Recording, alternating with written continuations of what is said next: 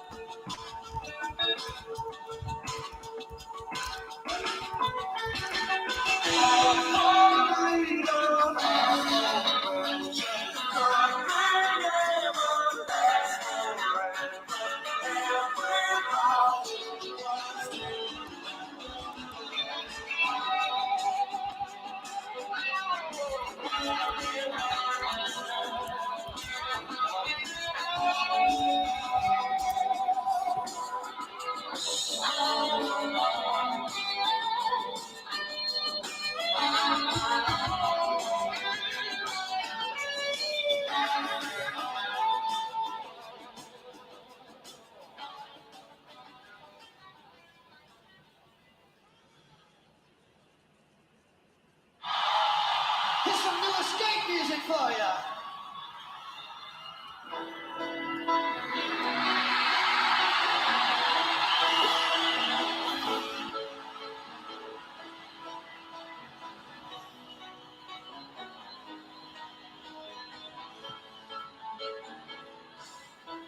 She left a small town girl, living in a lonely world. She took the midnight train.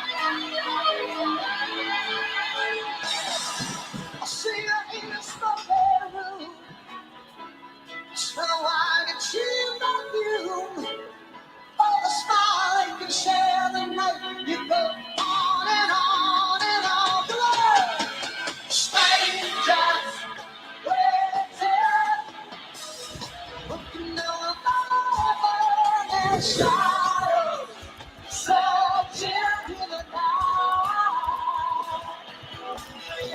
Street lights, people, there's just a emotion higher, somewhere in the night.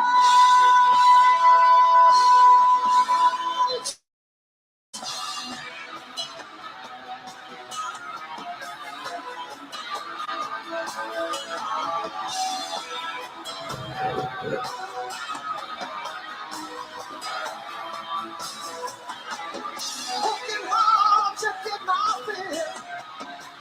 Everybody wants a thrill. And anything the road and dice. Just roll the time.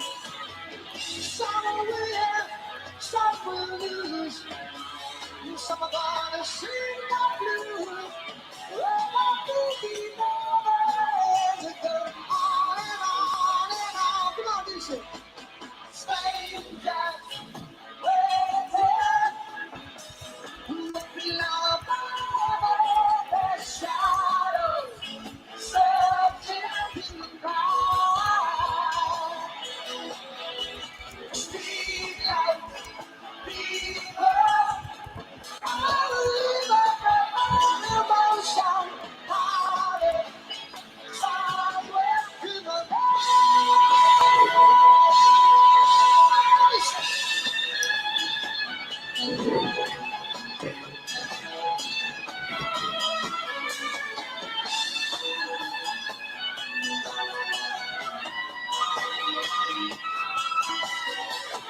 don't stop, feeling, hold on to that feeling. Speak like people, don't stop, feeling.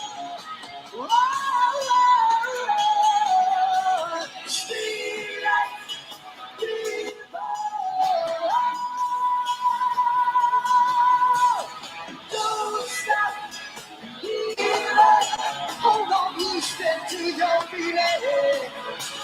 Sweet life,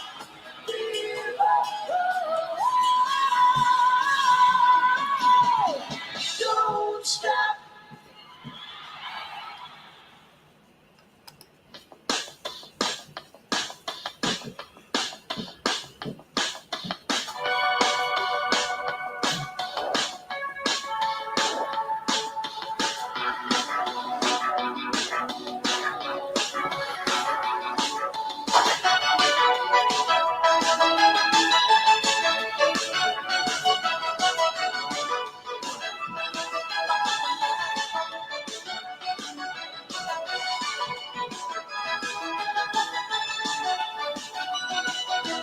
Talking away, I don't know what to say. I'll say it anyway. Today is another day to find you, shying away. I'll come away, lover.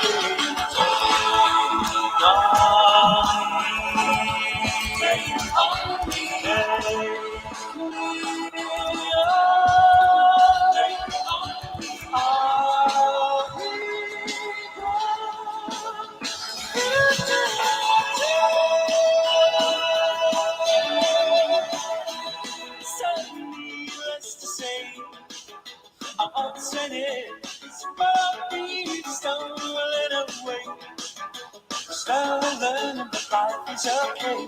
Say after me, it's the better thing to say for sure. Take on me.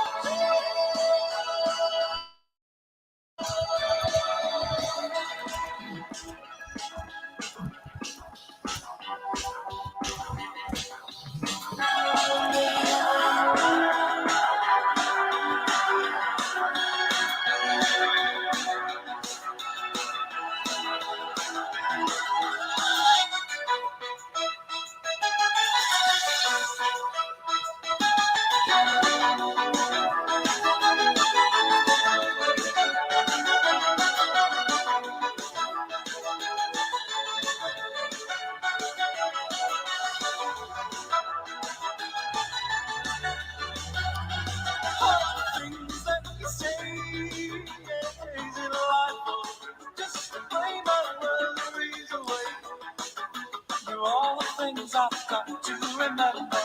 Shying away, I'll be coming for you anyway. Take on me, take on me, I'll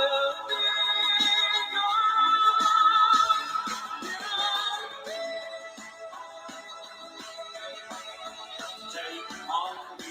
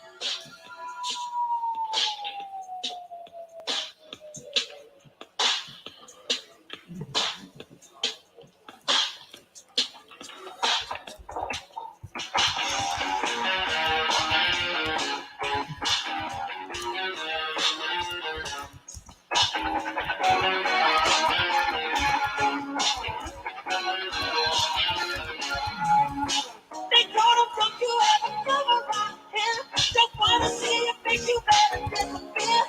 The fire's in their eyes, their words are really clear. So beat it, just beat it. You better run, you better do what you can. Don't wanna see no blood, don't be a macho man. You wanna be tough, better do what you can. So beat it, but you wanna be bad, just beat it. Beat it, beat it. No one wants to beat it. Sure, I'm fighting wrong, just like it doesn't matter who's wrong or right. Just beat it, just beat it, just beat it, just beat it. You better be what you can. Don't wanna be a boy, you wanna be a man. You wanna stay alive, better do what you can. So beat it, just beat it. You have to show them that you're really not scared. You're playing with your life, this ain't no true or dare. They'll kick you and they beat you, they'll tell you it's fair. So beat it, but you gotta be fair. Just beat it, beat it, beat it, beat it. No one wants to beat it. Sure, I'm fucking strong, just like it doesn't matter who's wrong or right. Just beat it, beat it, beat it, beat it. No one wants to beat it. Sure, I'm fucking strong, just like it doesn't matter who's wrong or right. Just beat it, beat it, beat it, beat it, beat it, beat it.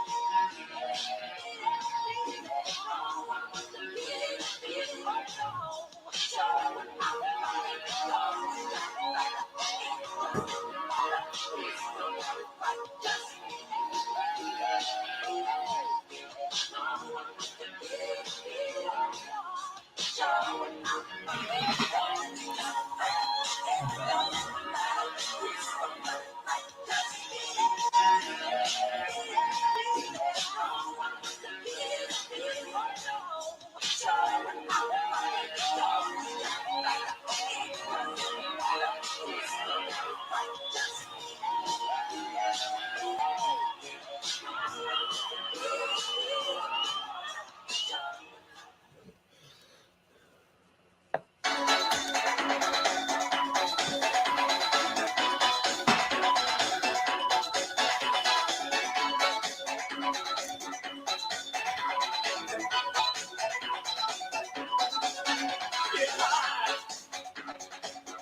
get to know your name.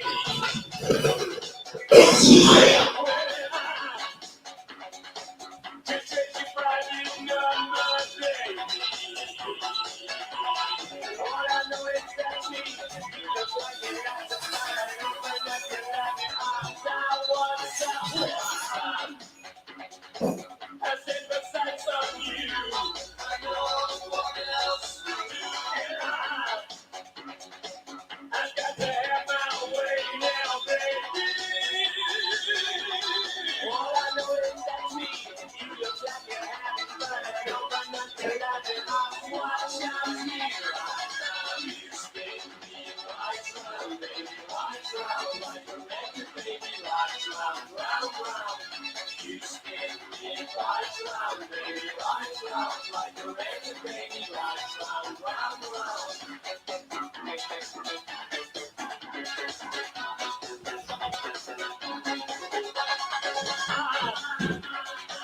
I got to be your girl, baby. Would like to move it just a little bit closer. All I know is that's me. You look like you like to burn. Open up your loving arms. Watch out here. Right now, you spin me right round, baby. Right round like a record, baby. Right round, round, round. You spin me right round, baby. Right round like a record, baby. Right round, round, round.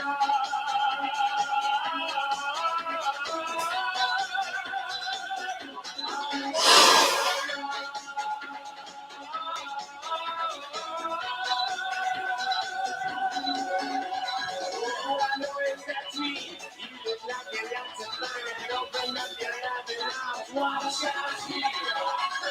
You spin me right round, baby. Right round like a record, baby. Right round, round, round. You spin me right round, baby. Right round like a record, baby. Right round, round, round. You spin me right round, baby. Right round like a record, baby. Right round, round, round.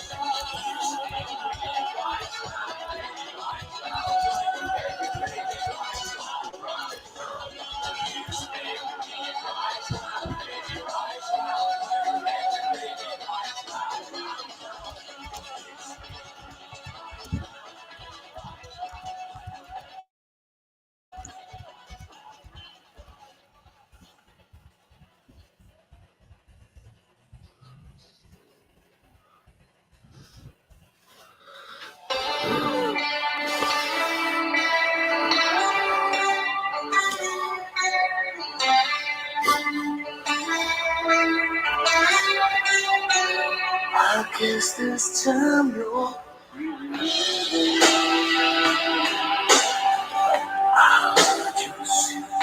say goodbye. As my broken heart lies bleeding, say true love, it's suicide. You say you cried 1,000 rivers, and now you're swimming for the shore. You left me drowning in my tears, and you won't save me anymore. Well, God, just give me one more chance, girl. I'll be there for you. These my words, I swear to you. When you breathe, I wanna be there for you. I'll be there for you. I live and I die for you. I still sun from the sky for you. Words can't say what love can do. I'll be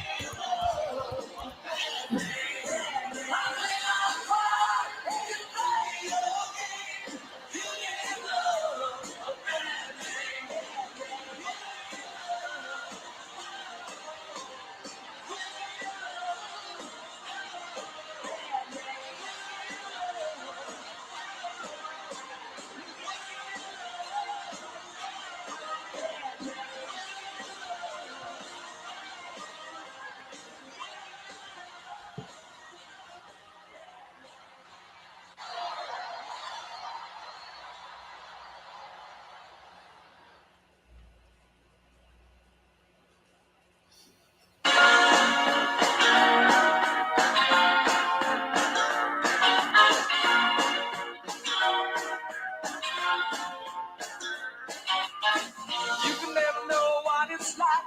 Your blood like winter freezes just like ice. And there's a cold and lonely light that shines from you. You wind up like the wreck you hide behind that mask you use. And did you think this fool could never win? Well, look at me, I'm coming back again. I got a taste of love in a simple way. And if you need to know what I'm still standing, you just fade away. Don't you know I'm still standing better than I ever been? Looking like a true survivor, feeling like a little kid. I'm still standing after all this time. Picking up the pieces of my life without you on my mind. I'm still standing. Yeah, yeah, yeah. I'm still standing. Yeah, yeah, yeah. What I never could have hoped to win. You're starting down the road and leaving me again. The threats you made were meant to cut me down. And if our love was just a circus, you'd be a clown by now. No, I'm still standing better than I ever did. Looking like a true survivor, feeling like a little kid. I'm still standing after all this time. Picking up the pieces of my life without you on my mind. I'm still standing. Yeah, yeah, yeah. I'm still standing. Yeah, yeah, yeah.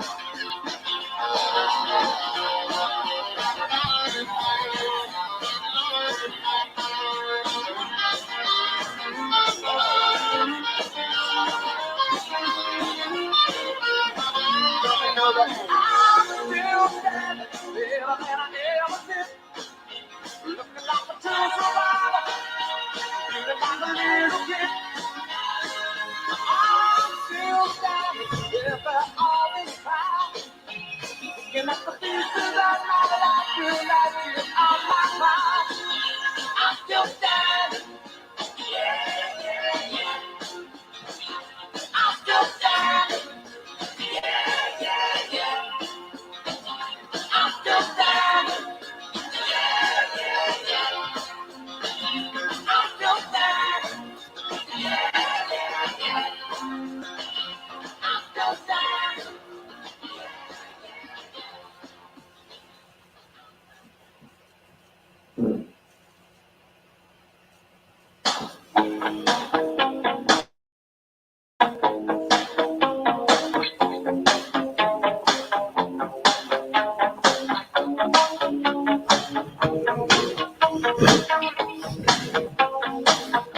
Every breath you take, every move you make, every bond you break, every step you take, I'll be watching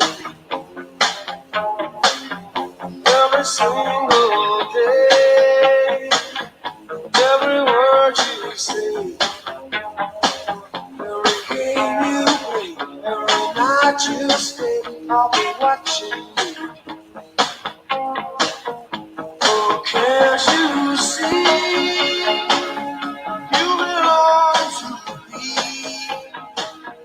I'm a fool aches, but every step you take, every move you make, every vow you break, every smile you fake, every claim you speak, I'll be watching you. Since you're gone, I've been lost without a trace. I feel it and I can only see your face. I look around, but it's you in every place. I feel so cold and I long for your embrace. I keep crying, baby, baby, please.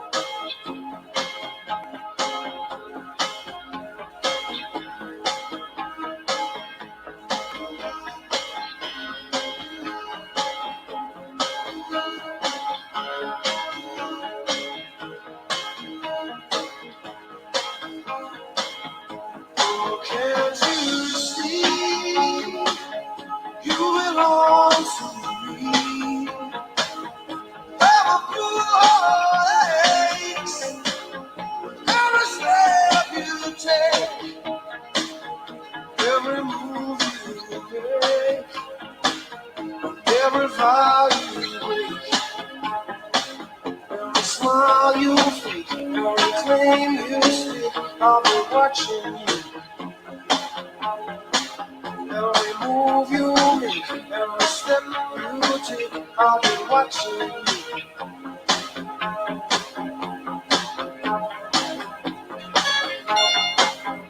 I'll be watching you.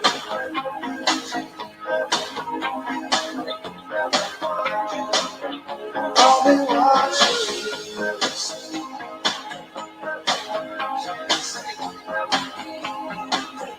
I'll be watching you.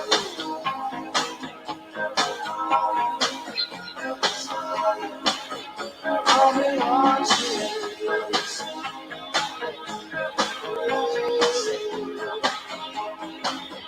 I'll be watching you.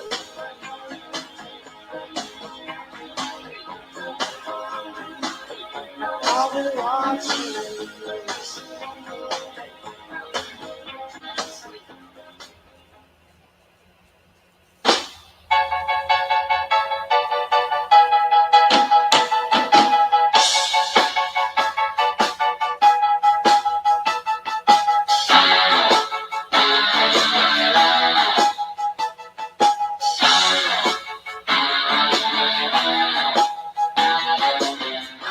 Not in the way that you know me. It's not in the way you say you care. It's not in the way you've been treating my friends. It's not in the way that you stare to me. It's not in the way you look or the things that you say that you do. Oh, the lie. Love isn't always on time. Oh, oh, oh. Oh, the lie. Love isn't always on time. Oh, oh, oh.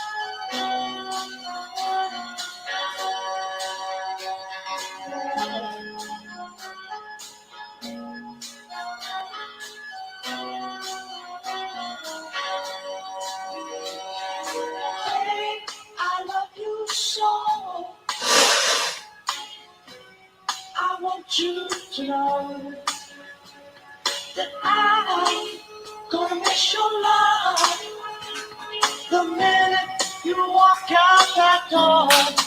So please don't go,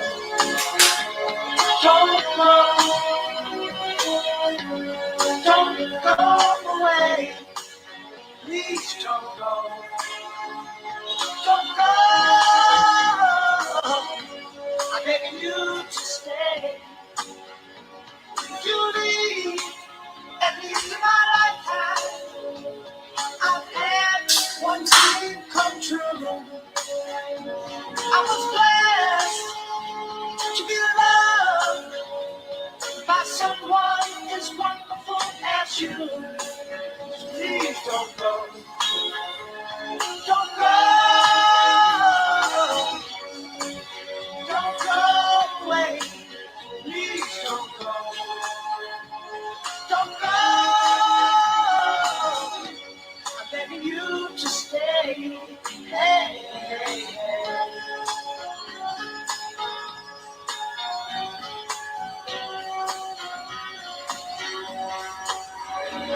Yeah.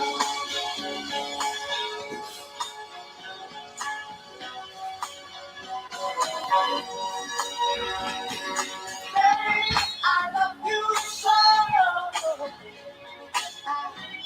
I want you to know that I'm gonna miss your love the minute you walk out that door. So please don't go, don't go, don't go away. Hey, hey, hey. I need your love. I'm out on my knees. Begging, please, please, please, don't go. Don't leave me, baby. Don't leave me now. Oh, no, no, no, no. Please don't go. I want you to know that I love you so.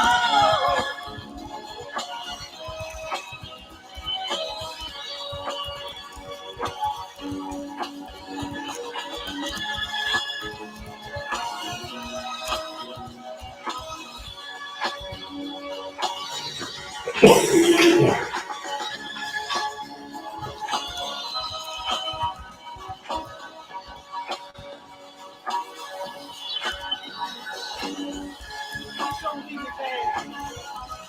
Please don't go.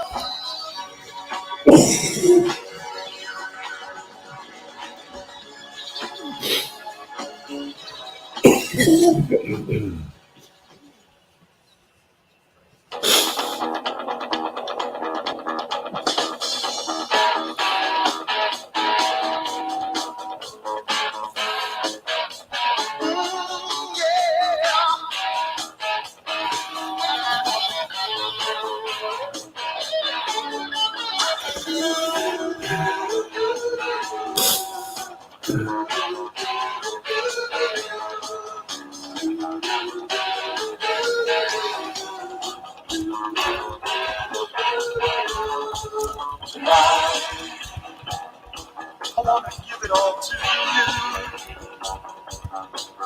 you in the darkness. So much I wanna do tonight. I wanna lay it at your feet. 'Cause girl, I was made for you. Girl, you were made for me. I was made for loving you, baby. You were made for loving me. And I can't get enough of you, baby. Can you get enough of me? Tonight, I wanna see it in your eyes. Feel the magic. Something that drives me wild. And tonight, we're gonna make it all come true. 'Cause girl, you were made for me. Girl, I was made for you.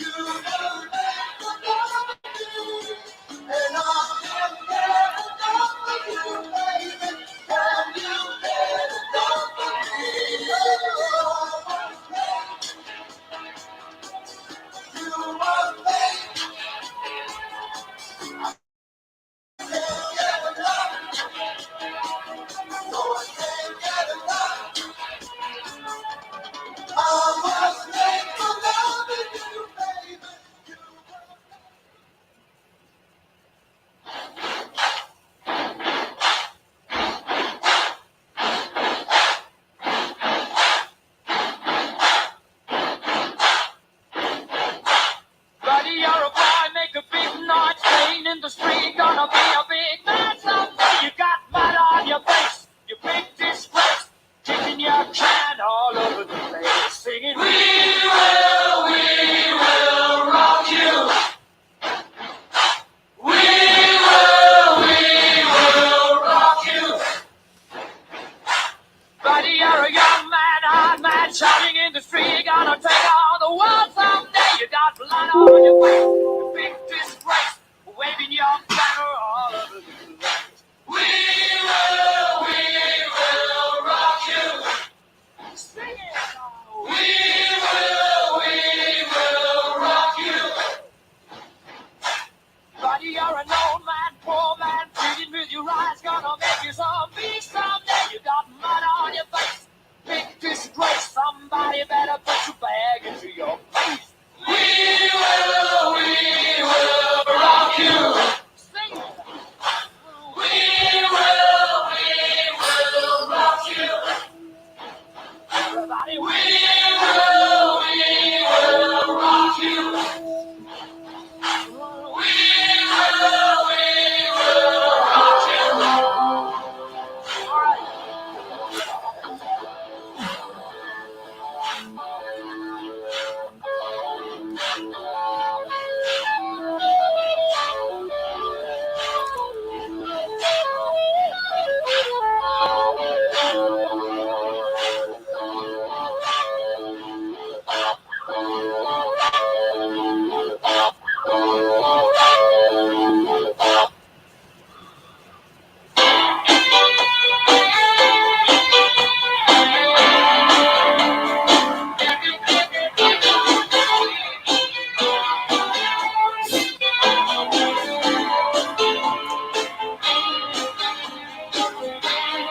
I see you, you see me, but you blowing the line when you're making a scene. Oh girl, you got to know what my head overloads.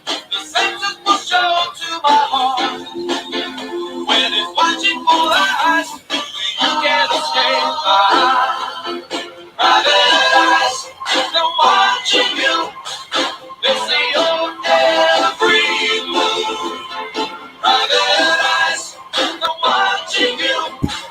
Private eyes. Watching you, watching you, watching you, watching you. You play with words. You play with love. You can twist it around. Baby, that ain't enough. 'Cause girl, I'm gonna know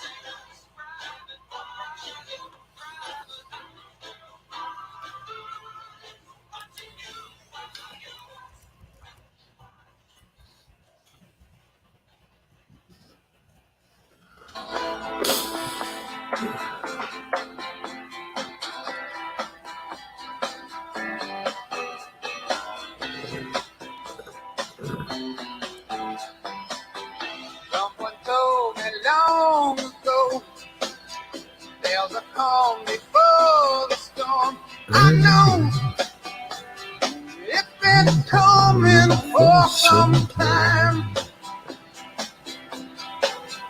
When it's over, so they say, it'll rain a sunny day. I know, shining down like water. I wanna know, have you ever seen rain? I wanna know, have you ever seen rain? Coming down the day. Yesterday and days before, sun is cold and rain is hot. I know, been that way for all my time.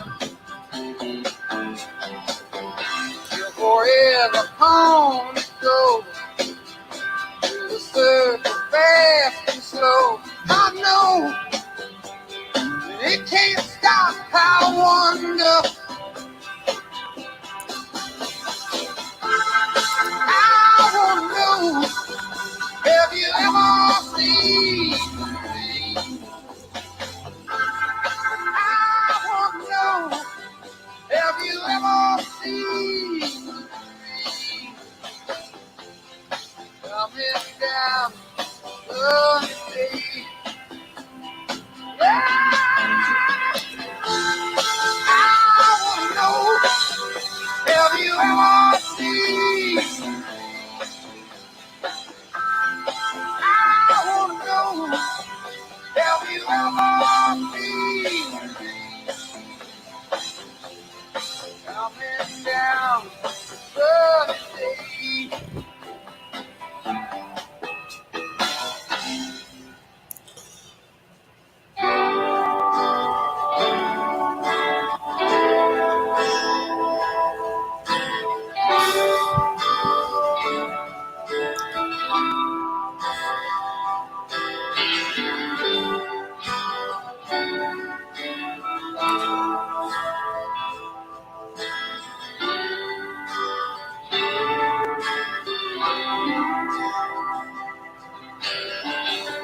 Well, mama, take this bad job from me, 'cause I can't use it anymore. It's getting dark, too dark to see. Feel like I'm knocking on heaven's door. I'm knocking on heaven's door. I'm knocking on heaven's door. Knocking on heaven's door. Knocking on heaven's door. Well, mama, put that gun to the ground, 'cause I can't shoot them anymore. There's a long black cloud coming on down.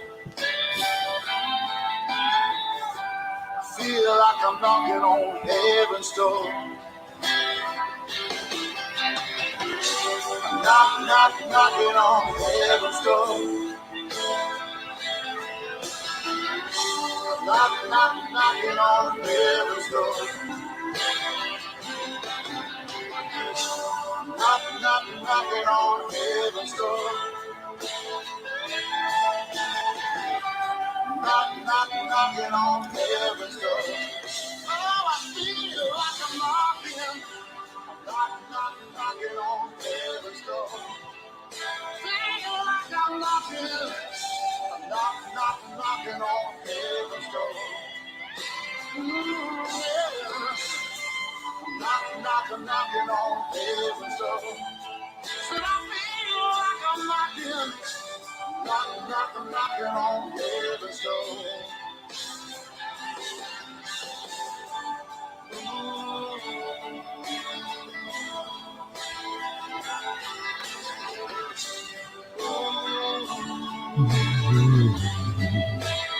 Feel like I'm mocking, yeah.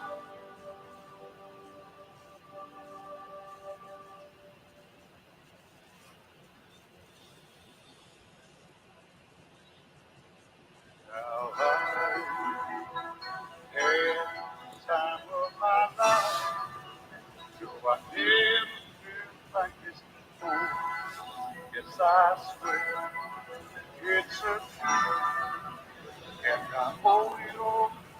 Cause I had the time of my life, and I hold it on to you.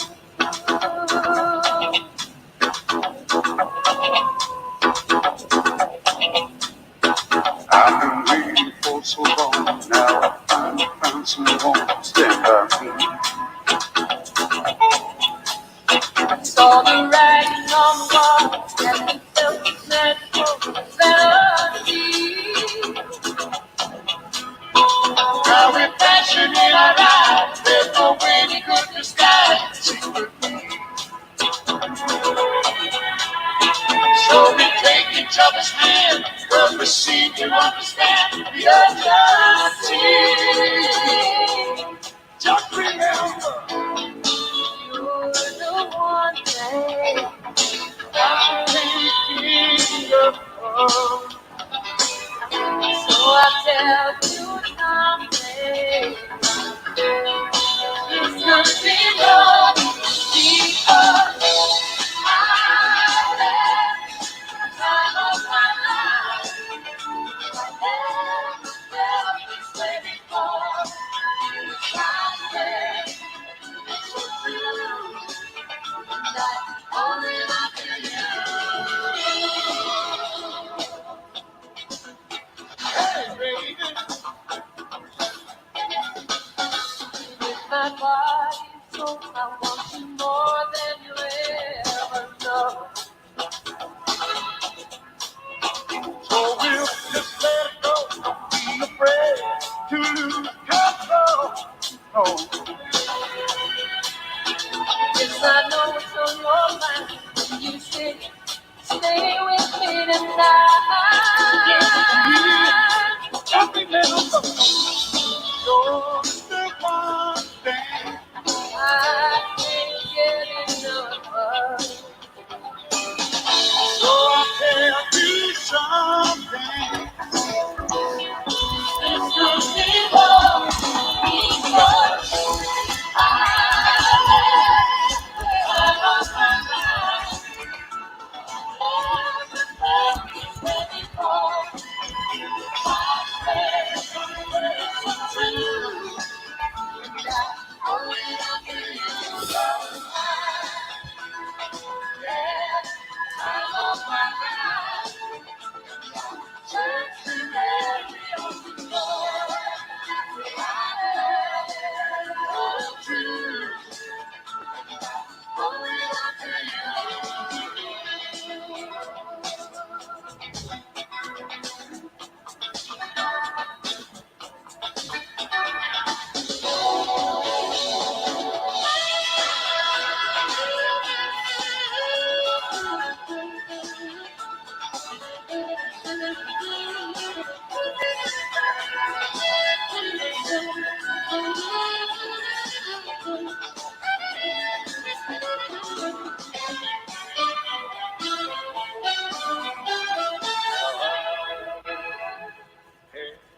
The time of my life, though I never felt this way before. Yes, I swear it's a truth, and I hold it on to you. The time of my life, never felt this way before. Yes, I swear it's a truth.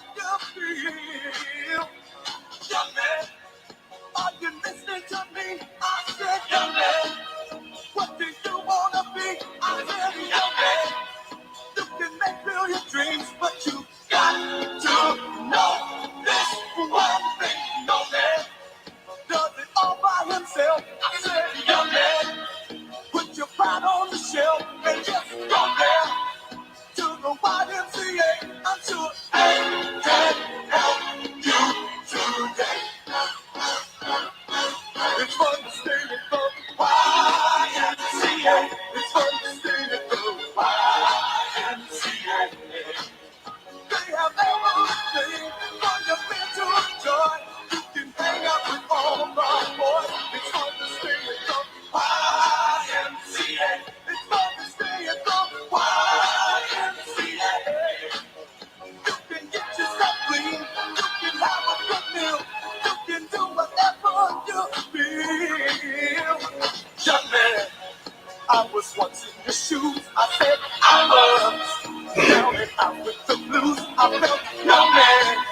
Cared if I were alive. I felt the whole world was so tired. That's when someone came up to me and said, young man, take a walk up the street. It's a place there called the YMCA. They can stop you on your way. It's fun to stay at the YMCA. It's fun to stay at the YMCA. They have everything for your mental joy. You can hang out with all the boys.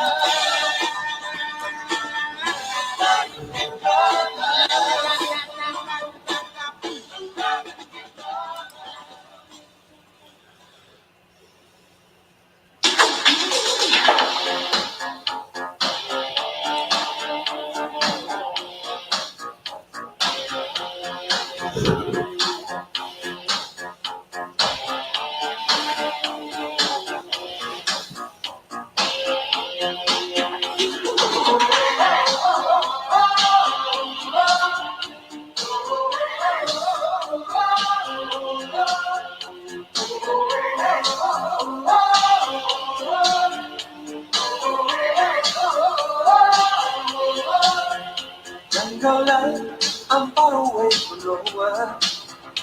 On my own, like Tarzan boy. Hide and seek, I play alone where I shoot across the forest, monkey business on a sunny afternoon. Jungle life, I'm living in the open. Native beat that carries on. Burning bright, I find a blood to see into the sky. I see a wonder, there's a message get to you.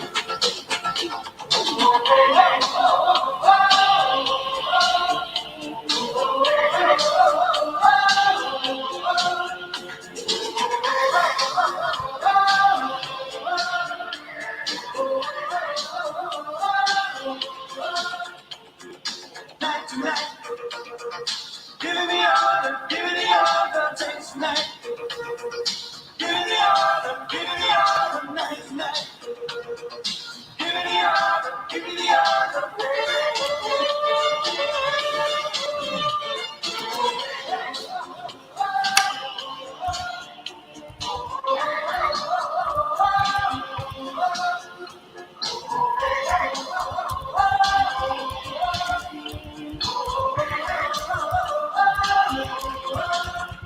Jungle life, not far away from nothing.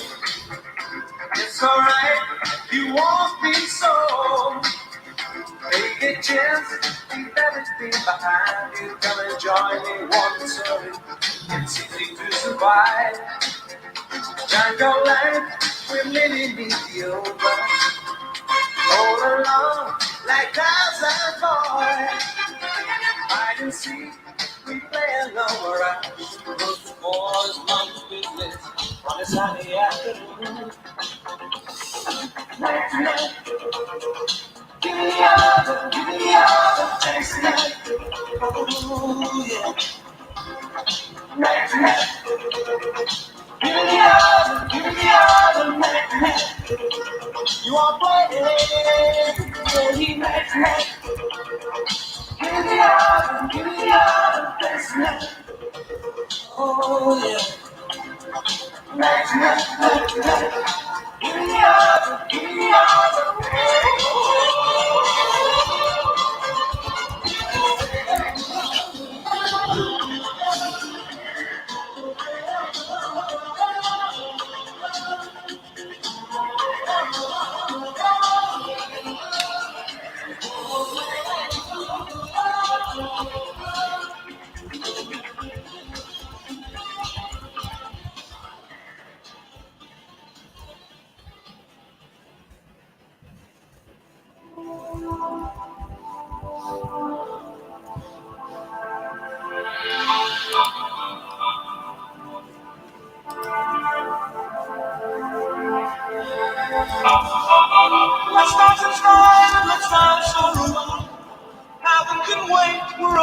watching the skies, hoping for the best, not expecting the worst. Are you gonna drop the bomb or not?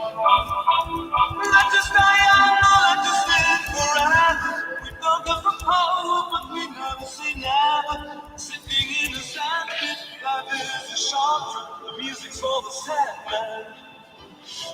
Can you imagine when the stress is won? Turn out all the faces into the sun. Raising our leaders, getting in tune. The music's played by the madman. Forever young, I want to be forever young. Do you really want to live forever? Forever, forever young. I want to be forever young. Do you really want to live forever?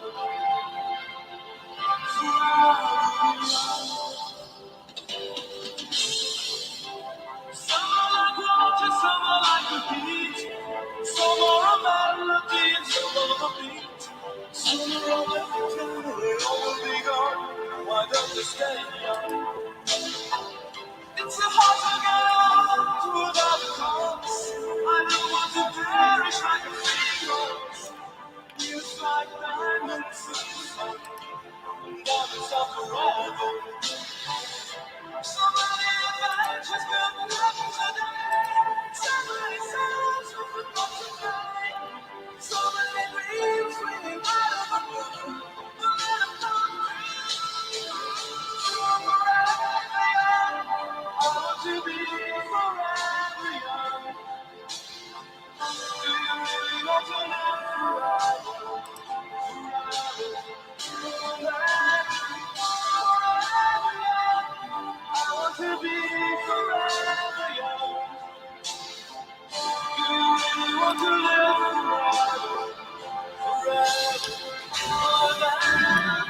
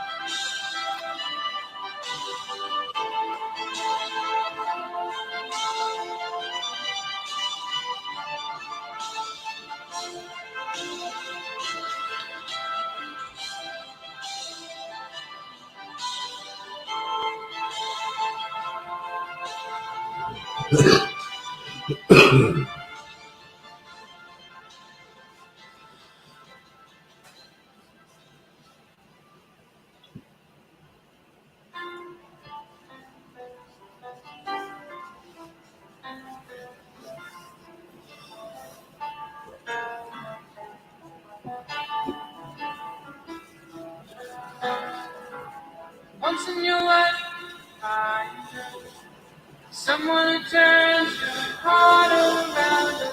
Next thing you know, sit down, down. Wake up and it's midnight.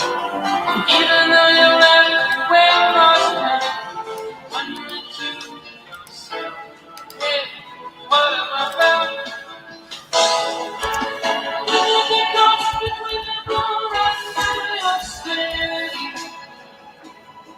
I know it's crazy, but it's true. Will it get lost between the road and your city? Best you can do, best you can do is fall in love.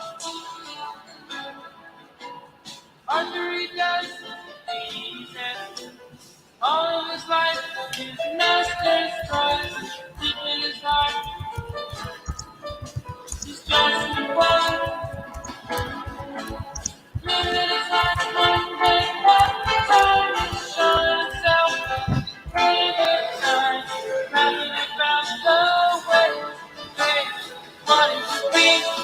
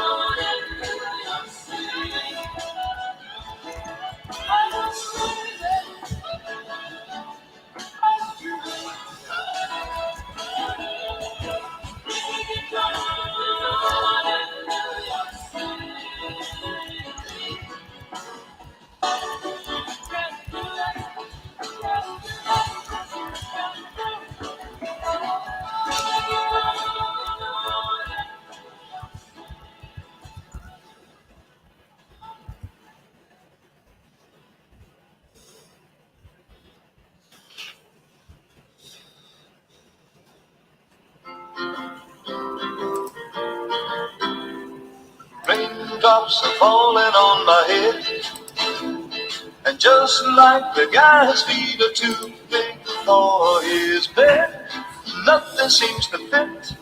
Those raindrops are falling on my head, and they keep falling. So I just did a piece of talking to the sun, and I said I didn't like the way he got things done. He's sleeping on the job. Those raindrops are falling on my head, they keep falling. But there's one thing I know, the blues they send to feed me won't defeat me. It won't be long till happiness steps up to greet me. Raindrops keep falling on my head. That doesn't mean my eyes will soon be turning red. The cry is not for me, 'cause I'm never gonna stop the rain by complaining. Because I'm free, nothing's worrying me.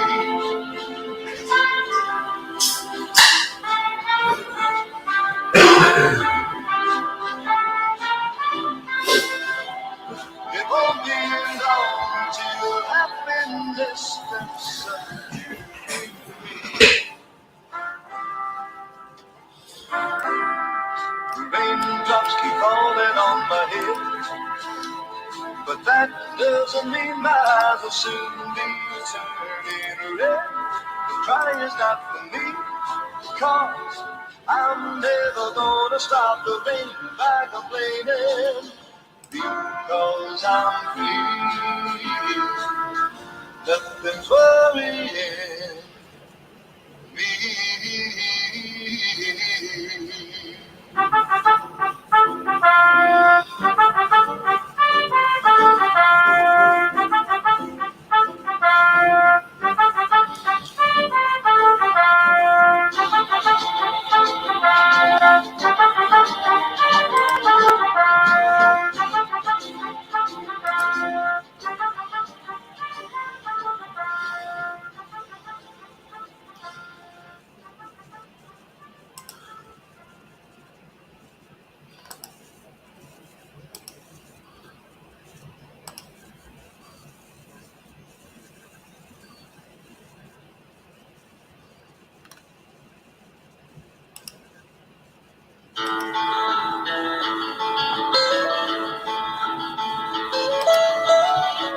Almost heaven, West Virginia, the Ridge Mountains, Shenandoah River. Life is older, older than the trees, younger than the mountains, growing like a breeze. Country roads take me home to the place I belong. West Virginia, Mountain Mama, take me home. Country road, all my memories. I love this song, Robert. Miner's lady, stranger to blue water. Indeed, thinking. Dark and dusty, painted on the sky.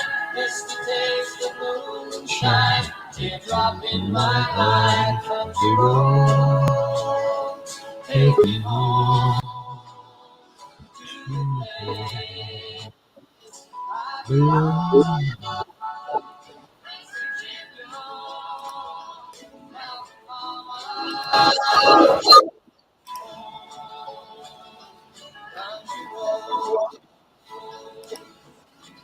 I hear your voice in the morning hours, radio of my home from the day. Driving down the road, I get a feeling that I should have been home yesterday.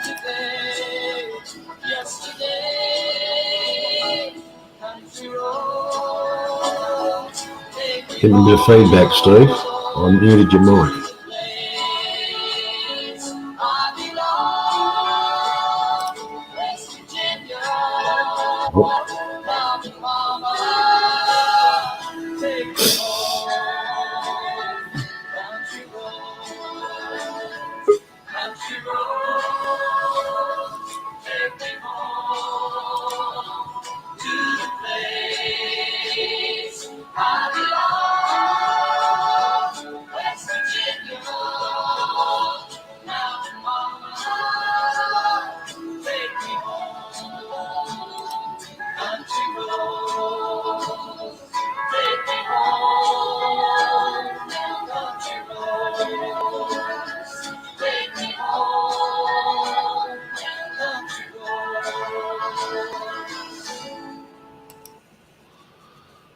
Yeah.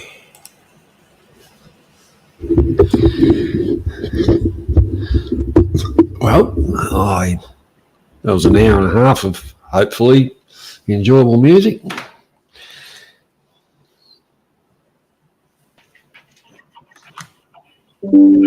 I really enjoyed it. Good evening, Johnny. Hello, Robert. Can you hear me okay? All good, Steve, all good. I've got a new microphone. I've got a new microphone set up, so shout if it's too loud or too quiet or whatever. It's okay. Sounds the same as it did before. No, this is totally different. This is well, I won't bore you with the details, but if I can move the microphone away from my mouth, and now I talk to you from here. Is that different? Can you tell the difference as we're going away from me and we're away from there? Yeah, that's way too quiet. There you go. Oh, well, But if I keep it to my, but yeah, no, as long as it's working okay, it's just much easier to do this, because then if I leave my desk here, I can just drop the microphone rather than let you all share me having a pee or opening a beer. Yeah. Okay. No, it's a bit of a lull in the conversation now. Music's been great, Johnny. I confess I've been sat watching Cheap Charlie. That's good. Afternoon, everybody. Yeah, How are you, mate?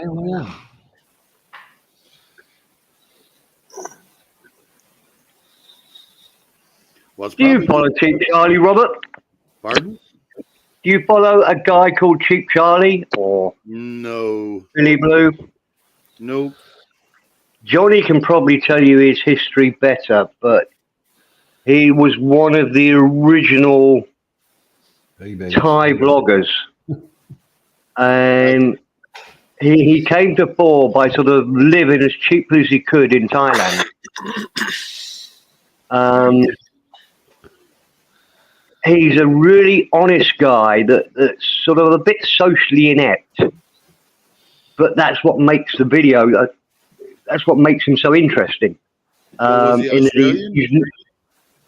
American, comes from Ohio, Cleveland. Really? No kidding. He's by far my favorite blogger. I watch him for hours. And many do. When he went at the height of his fame, or height of his popularity, I should say, he had 300,000 subscribers, and he took to drink a bit too much, and he openly admitted that he just can't handle it. And I think Johnny will probably. I think he's been on the now for about 18 months. But no, it's just really interesting. It's because he's such. Yeah. Oh, my man's in there. Sorry. Remember the hurricane coming? The hurricane's coming up from the south, so that means it'll probably hit us in a few hours. A snowstorm.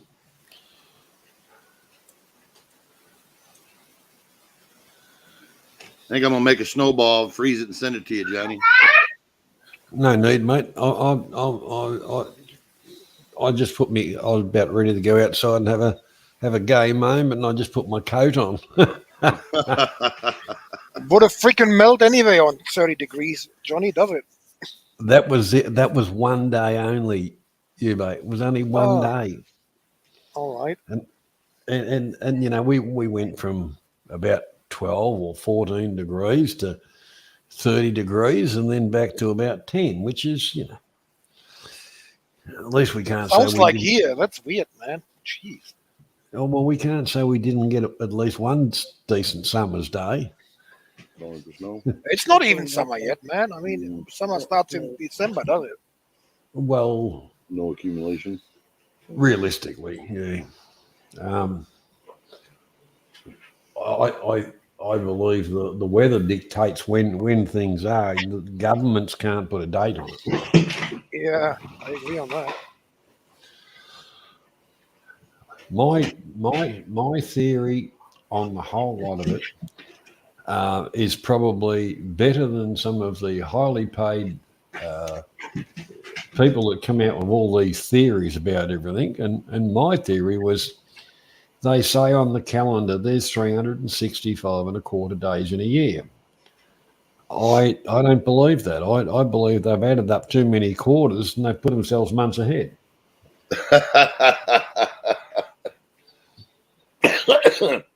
Well, easy way to check that, Johnny. Get yourself a telescope and line up Polaris and then check the sun's position, and I'll tell you if we're in the same place each year.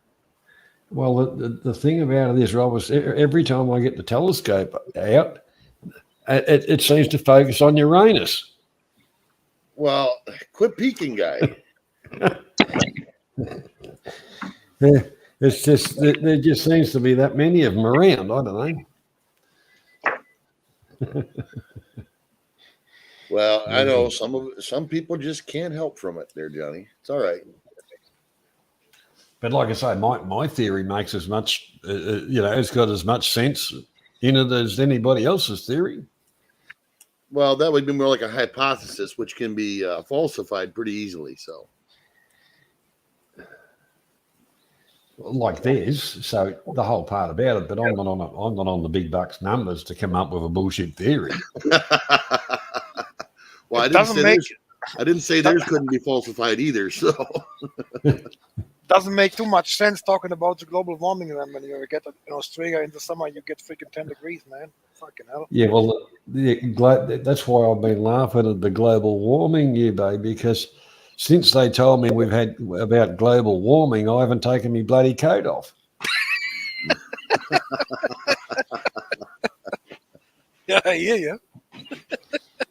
The thing of it is global warming is kind of a misnomer. Climate change, on the other hand, is very much a real thing. Always has been, always will be. Exactly. Whether we're here or not. So, but the humans has almost no effect on that. That's the thing. Well, I wouldn't go as far as to say that, Uwe, but to say what they're trying to imply is a bunch of bullshit. Considering, this planet has went through points and times when it was a good 10 degrees on average warmer, and then at one point in time the whole fucking planet was covered in ice. So welcome, Ranger. How you going, mate? You doing, Ranger? Hey, morning. Yes. Well, realistically, if they look in, they always talk about history and time. It wasn't all that long ago. It was an ice age. Correct. Yeah, if you want to look at it historically, from an Earth-centric point of view, it wasn't even a second on the clock. So, yeah. But we just got to clarify: was that a flat Earth or a round Earth? Let's not go there, Johnny. Let's just not go there. Holy crap! We're not globalists here anymore, Johnny. Globalist.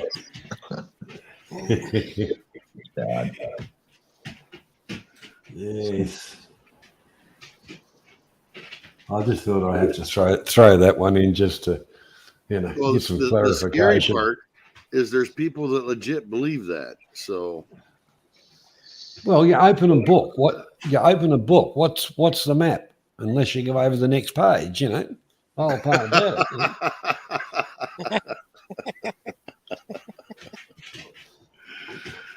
Oh man. Do you really think people believe it, or do you think it's just a sort of intellectual trolling in that No. they sort of work out lots of arguments why it's a flat Earth or a slightly bent flat Earth? I don't think anybody with half a brain believes that, do they? Really? You're giving the average public way too much credit there, Steve. But yeah, there's people that believe it. There is flat. But I would go with Steve that 95% of all this believers, you want to call them, are trolls, and just bringing themselves on attention.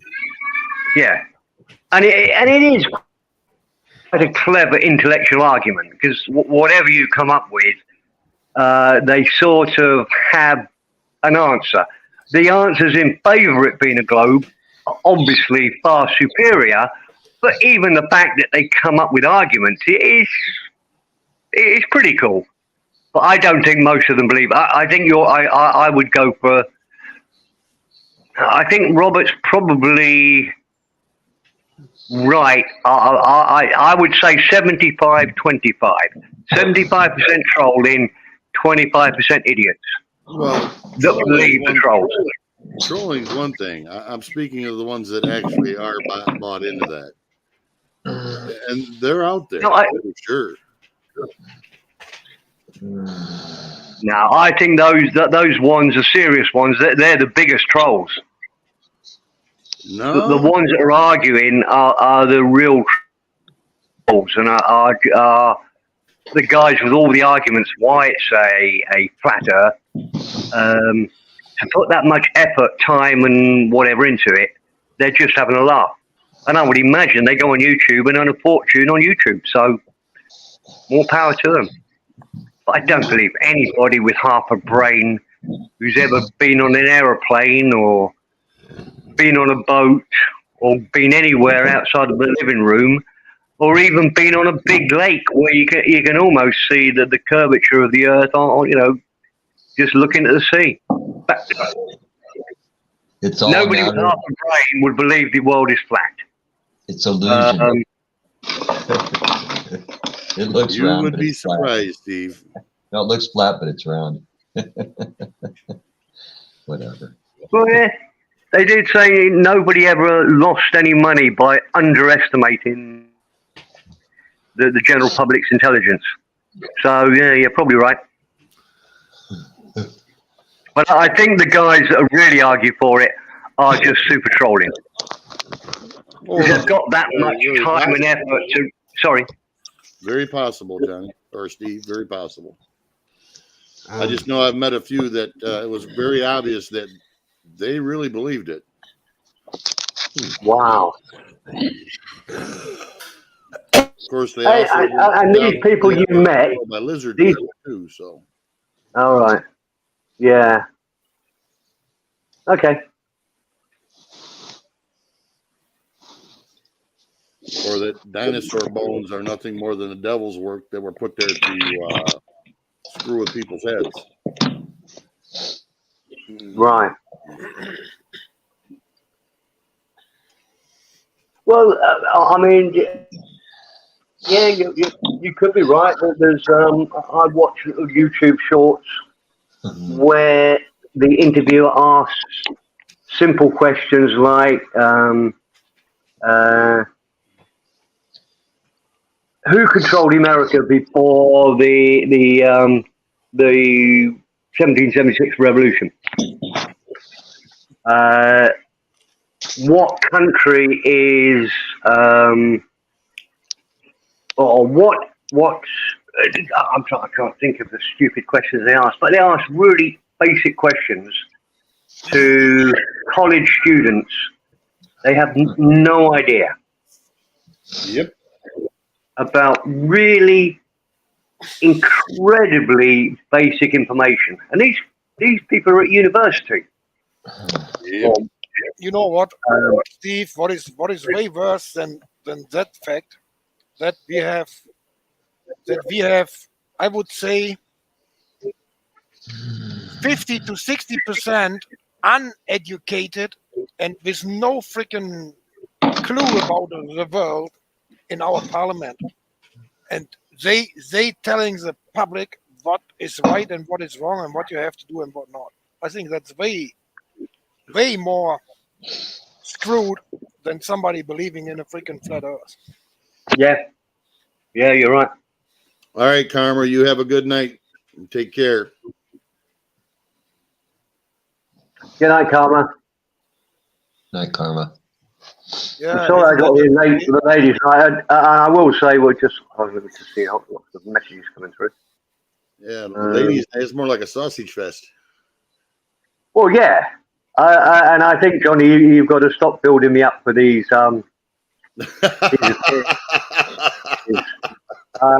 Because we both know, or we all know, there's no way I can live up to the title of the stream. Yeah, never And know. it's ladies' night, and we're feeling right. Great song. Who's that? Earth, Wind and Fire? Is that Earth, Wind and Fire? Ladies' Night? I think so. Could be. Not sure. I think you're right.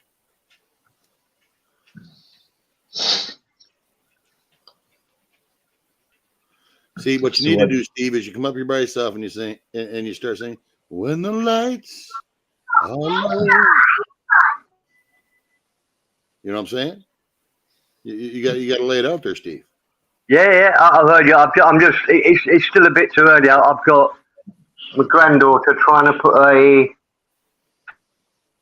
tattoo onto my. What have you done? One of these sticky tattoo things onto my arm. They sound like little children in the morning. Hello. Hello. Hello. Hey. Hello. Don't touch my microphone. Say happy birthday to you. Happy birthday to you. Whose birthday is today? What the hell? Go to bed. Good night. Good night. Yeah. What do you want? Everybody's going to bed. I'm just getting up. It's 5 in the morning here. Man. So that's it, everybody. Oh, we're still sewing here. Oh, hey. Man. I'm Did like you say turning into an animal here. Go to bed when the sun goes Did you down. say And I 5? get up. Did you say 5 in the morning? Yeah, it's 5 in the morning. Wow. Bloody hell. I know. Sucks. So you're about 8 o'clock. I get up too early, man. I go to bed early, get up early. Oh, well. I do exactly the same in Thailand, Ranger. I'm usually up by. Actually, if I sleep through till 5, I'm quite happy. That's a good sleep. So yeah, same thing. Oh, and Steve. Yeah. I did a little test, and Uwe can attest to this because I think he was there. At some point in time, depending on the people that are on your panel, there can be anywhere between a 5 and 10 second delay. Oh yeah.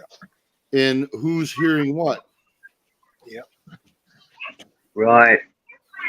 We tested. I always said that. I tested a guy from Canada, and he showed his screen, and we could watch it back, and it was literally between 5 and 7 seconds before what was happening with us would happen on his. Right. It was absolutely insane. Yeah. So I take your point 100%. So when I think I'm being interrupted just as I start, I'm really not. The person just hasn't heard me yet. Correct. Yeah. Well, I just wanted to point that out because I wanted to test it. So you need Yeah. to wait. I think it's even worse for you and me, Steve, because we are way far out of the American servers, and I believe that most of the servers are in the US. So we are probably having the worst delays comparing to the other people. Yeah. I don't know about that, but I know for some reason the past week or so it's gotten worse. Well, it's okay anyway, Robert, because at the new Zounds, I am now wired up electrified to the keyboard. So as soon as I start shouting, best word, but I get tasered. I haven't got a button yet, and you haven't got a button yet. But as soon as you get your buttons, you can taser anybody that gets out of hand. Brilliant idea. I think Johnny thought of it. I wish it worked that way, truthfully, in some places. Sure. So do I. No, Wouldn't life be so much easier? Believe it or not, Steve, that made me want to test it out and see how much of a lag there really was. Yeah. And I was quite surprised. I figured it was only be like 1 or 2 seconds, not 5 to 10.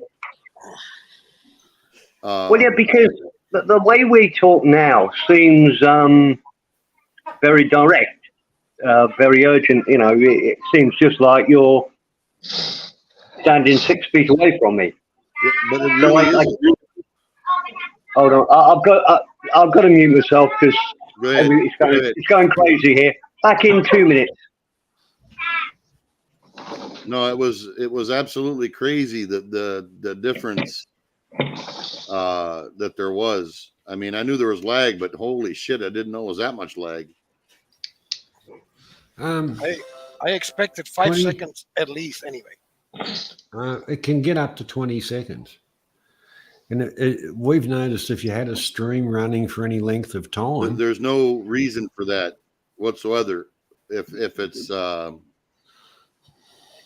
I guess it is working properly, it should not work that way. Yeah. I guess it gives you there's a reason. I guess there's the reason I think is you can kill something before it hits the media that you're sending it to. You know, well, if you get a sticky situation, if you know what I mean. Yeah, I also think it's way too many monitors and filters listening in, and that causes a good share of it as well. That's one point, and the other point is that the servers, the YouTube server and the StreamYard, Restream, whatever server, are completely independent. So yeah, that's another reason what causes all this stuff.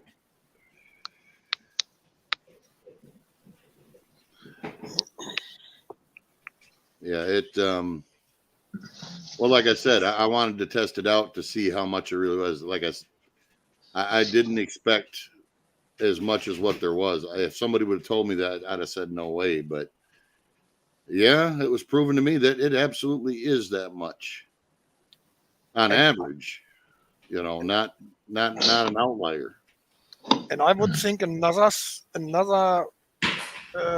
fact could be the issue that if you have, for example, 5, 6, 7 people on the panel, and there's just 1 or 2 with a crappy connection, I guess that screws the delay even more. I would imagine, but I know from using other programs that are direct connect, that delay is milliseconds, not seconds. You know, It also depends on how many cams are running around the planet, and still stay with under 1,000 milliseconds. And now I still say it's all the fucking monitoring and the filters and shit, because it's got to be run through a processor, and it's doing that stuff and then bounced back off and sent back out. That's definitely a fact too. Oh, we lost Ranger. And there's Here he also Poof to reboard him to death. the cameras. The more cameras are running, the worse it gets, I believe. Well, especially if someone has a glitch. If one Yeah. person has a glitch, it's going to cascade across to everybody. Yeah. You know, so it only takes one shitty connection on panel, and yeah, have fun. We actually noticed, depending on who was kind of hosting where they were, that the internet speed type of thing. But I don't know. I've just got used to it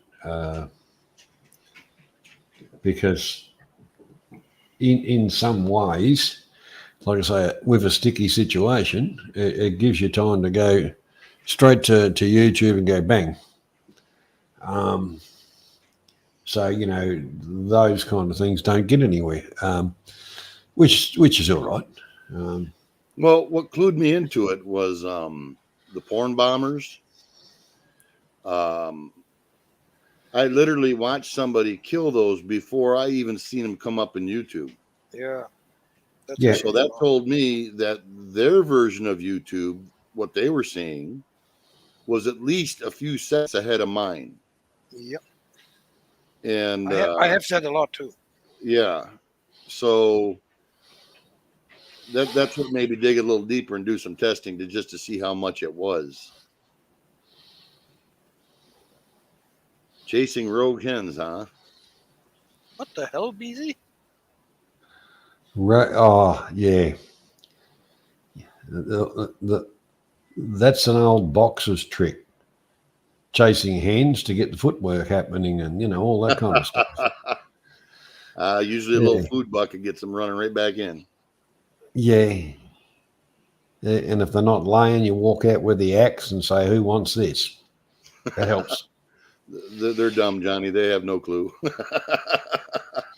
Oh, especially when you whack one of their mates in front of them, I tell you what, they start looking at each other and go, whoa, shit.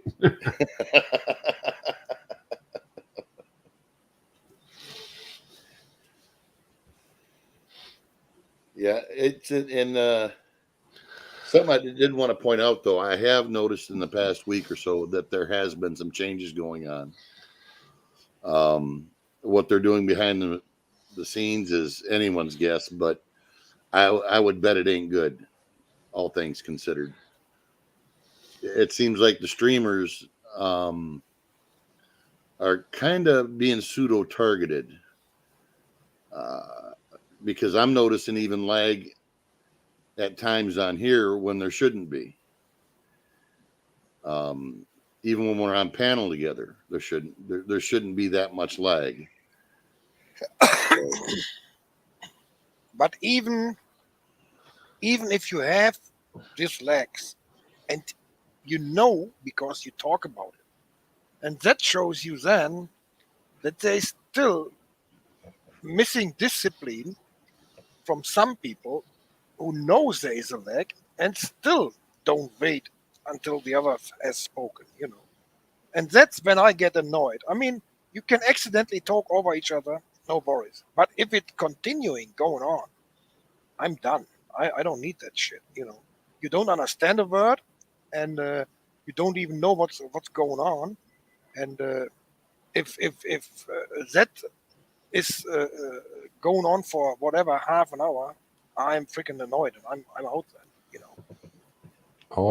I will say I was watching while I was recording a few bits and pieces for tonight, but I was watching a stream, and I'm not pointing my finger at just Americans, but I don't know what their internet's like or whatever's going on between those, the space in their heads, but the whole it was just a garbled mess. And it ended up being just about a shouting competition. No, I'm out of here. I'm, not going to bother wasting my time watching this crap. Yeah. Because, admittedly, they're all younger than us. So, a conversation is you say something, and then somebody responds. That's how a conversation happens. It's not browbeating somebody else all the time. Yep. Well, the other thing is people have to have a little bit of couth, and that's in serious lack. Shall we say, in the panel circles at the moment. But that is changing. I mean, between what I'm doing on my channel and what you guys are doing here now, will, I think, bring that a little more to a point.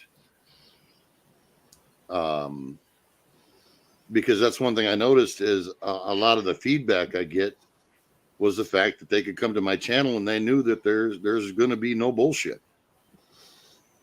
And a lot of times these people will come in and do that just to get a rise out of people, which just pisses me off to no end. So you got that to deal with as well on top of it. Yeah.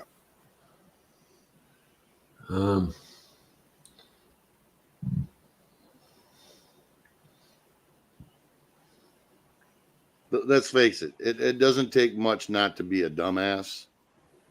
And the only reason people do that is either alcohol induced or they just are flat ass doing it to be rude or to troll. Or they doing it in order to somebody. Well, there's that too, Uwe. I mean, there's always people that are going to have malicious intent because they think the shit's funny. Why? I have no clue. I don't. I don't see the humor in that kind of stupid shit. So. Yeah, but that's the point, Robert. I don't think it is even humor. There is something really serious behind that. I don't want to be a conspiracy or whatever, but with all the action happening the last couple of weeks, I'm pretty sure there is something going on that is controlled by a higher, what you ever want to call it, higher office or whatsoever. I'm pretty sure it is. I don't know that it's all totally controlled by something else, but I will say there are certainly some instigating people put in particular places to cause bullshit. No doubt about that. Yeah, 100%. Oh yes, you can see somebody come onto a stream and they're all about just starting arguments. Yep. The whole lot of it, and wind them all. Look, I'll be honest. Back in the trolling days, I used to do that. Wind them all up like a clock, and then sit back and watch it all unravel and laugh my guts out. I have progressed and grown older since then, but it was kind of funny to watch some people, how easily you could wind them up. But what's going on right now is still different to that, because this is trying to divide people who used to be on the same topic. Let's face it that way. Well, there was always that old thing, divide and conquer. Yeah.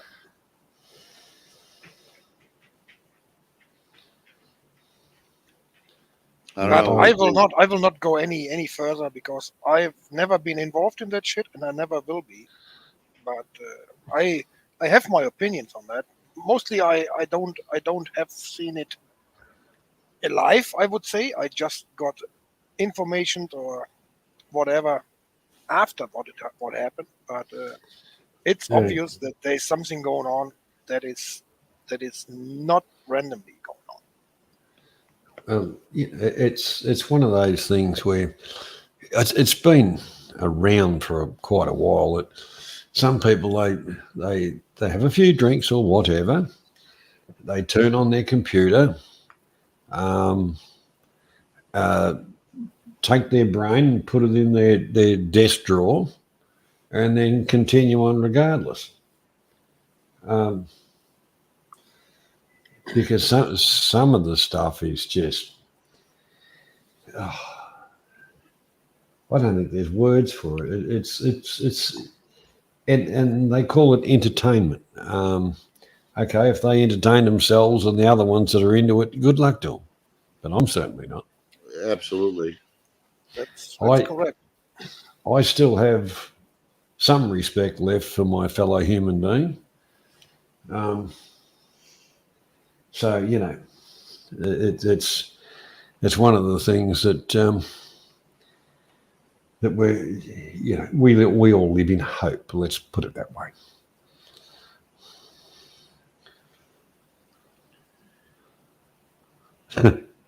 Steve Perrin.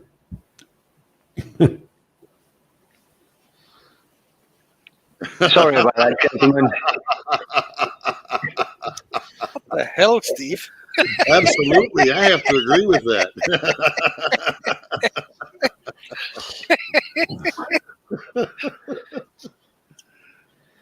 I absolutely have to agree with that one. Well, that actually, it's funny. It's funny you put that up there, Steve, because I don't know, the old brain keeps on ticking over. And I was doing something, and I thought, geez, that'd be a really good name for a noodle and sushi bar. You could call it Let's Walk and Roll. Yeah, it works. Walk and roll. Yeah, walk and roll. Yeah, noodles and a sushi bar. There you go. You'll probably find somebody who'll take, oh, shit, that's a good idea. Yeah, it's always good when the brain works, even though sometimes it might be a bit abstract, but it's always good.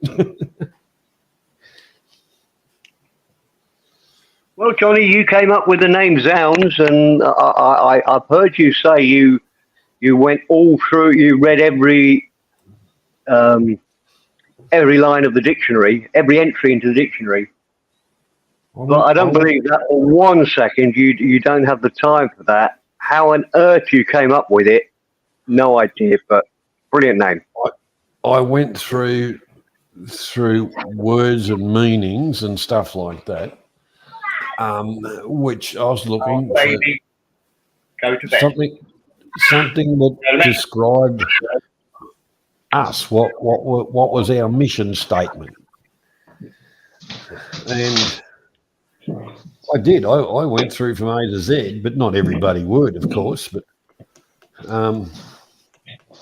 So right at the end of the day, because I would imagine Zounds is quite near the end of the book. it is. Or did you start from the back end? I always start at the front and work my way down. All right. Yeah, you're going to find a female band.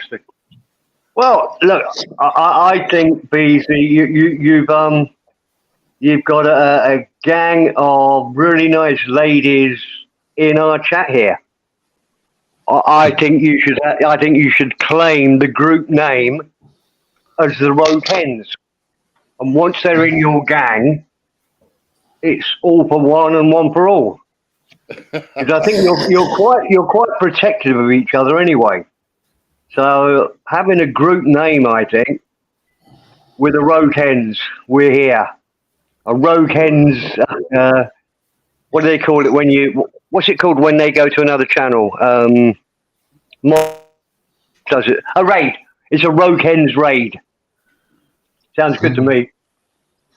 Yeah. And what was it? What was the group in Greece? What was the girls group? Remember that? I don't know. I love girl rock bands. I love the rock chick look. Well, I mean, even though Chrissie Hynde is getting old, I still like the way she looks, even as an old girl. She's still wearing the leather jacket and the leather trousers and heavy makeup. I love that look. So you go for slutty, do you? Yeah. Okay. No, Oh. I think it's a very confident look. Oh, I mean, who was the girl in Susie Quattro? Susie Quattro was probably the epitome of a rock chick, as it were. Yeah, she was. But there's been lots of them. Who was Joan Jett? Joan Jett and the Black Hearts. Yeah. Yeah, yeah. And there's a German lady. She's very famous in the rock scene. Doro Pesch. You probably have heard her name. She had a freaking band too. Okay. And she's very famous in Europe. I don't know how far she got over the. Say the name again, Yubi. Doro. Doro. Yeah, Dora. Rock, Dora. yeah, rock Dora fans Pesci. should know her name. Yeah. Dora Okay. Pesci. Yes. She had one really excellent song that was all over the planet, and that was called Forever. And I think that song, but she's even more wild than Susie Quattro ever was. She's really wild, you know. Right. But she's a very nice lady too. She's a beautiful lady too. So she's really into the rock like crazy, man. And I think she turned 62, 63 already, I think. But she's still rocking like crazy. Well, I just like. I would guess it's one of the things where to be a successful female star, you've got to be pretty good. I don't know where I'm going with this story, but all the examples we've given, we all like. I mean, what's the girl who does? She plays a really good acoustic guitar. Song is Suddenly I See. I've got it on my head. I can't think of the bloody name. There's a big background noise coming from somewhere. Yeah. It's not me. Sounds like a washing machine or something going in the background. It's either that or there's a cruise liner coming into dock. It was my heater. I turned it off. Pants back on, Steve. Okay. That's all right then. My headphones aren't working. I don't know why. Oh, wow. Hold on. I've just got to find. God. I sometimes think my memory is just gone to pieces. Suddenly I see. I know that feeling. Eddie Tunstall. You know why the bear went over? Hey, I got one for you guys. Do you know why the bear went over the mountain? The bear went over the mountain to see what he could see. Yeah, that's right. You knew that one. That's an old song. What did he see? Well, the only reason I know that is because I have a 4-year-old granddaughter, step-granddaughter, and that is one of the children's songs that comes on to Cocomelon. Have you heard of Cocomelon? No, but in America, the song has been around since I was a little kid. So. Oh yeah, but there's a really successful YouTube channel called Coco, C-O-C-O, and all it does all day long is play children's songs. Cool. And the bear, I mean, whoever thought of it is probably a multi-millionaire now. And the bear went over the mountain to see what he could see. Because they do cartoons with it as well. So you've got the song and you've got a cartoon of the bear singing or whatever. Super successful. I think it might not be the #1 YouTube channel, but it's certainly in the top 5. Do you think that song is copyrighted? Somebody will have one on it. The song Somebody will have one on it. But they were probably the ones that copyrighted it, not the ones that wrote it, produced it. But be somebody that researched and found out, hey, that's not copyrighted. We're going to do that. Okay. Yep. Stuff like that. How are they going to Well, a lot of copyright? times, what they'll do is they'll copyright the performance, not necessarily the song, and that's how they'll do it.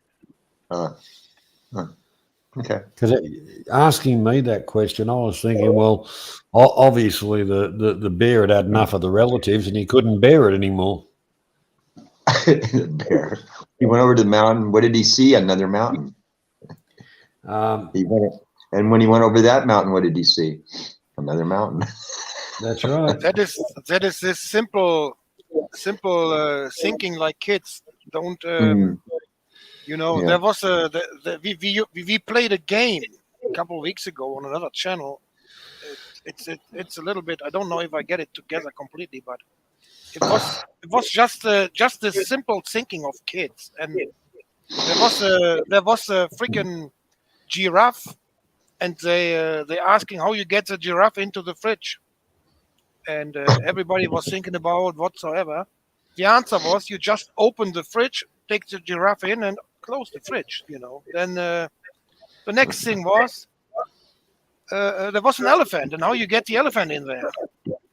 Everybody says, yeah, that's simple. You just open the door, put the elephant in, and it's fine. But it was wrong. You got to take the giraffe out first, and then take the elephant in. Yeah, you can't have.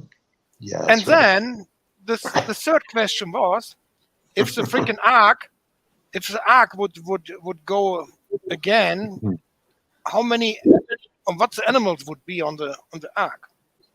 And Well, come on, man. These are questions that nobody knows.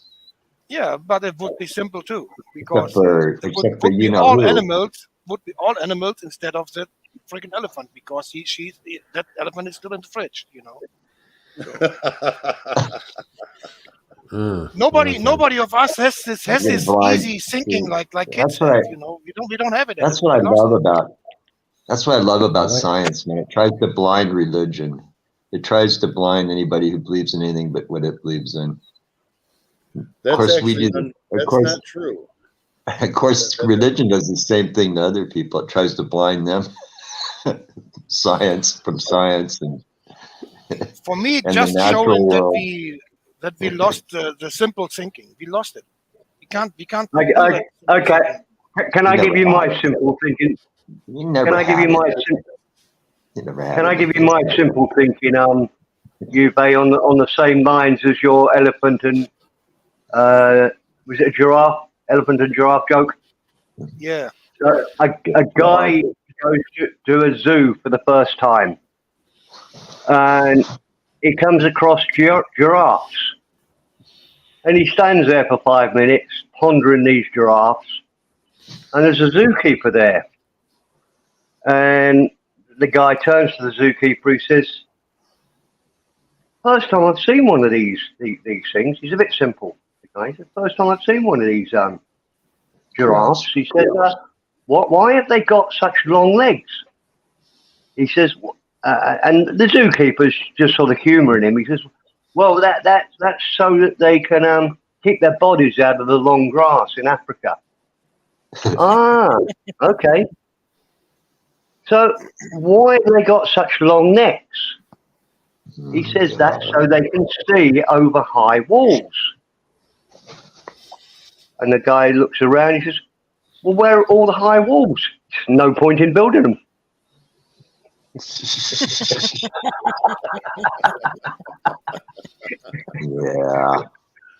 Yeah, that's like two women. One's on one side of the river, two blondes, and one blonde yells to the other one, "How do I get to the other side of the river?"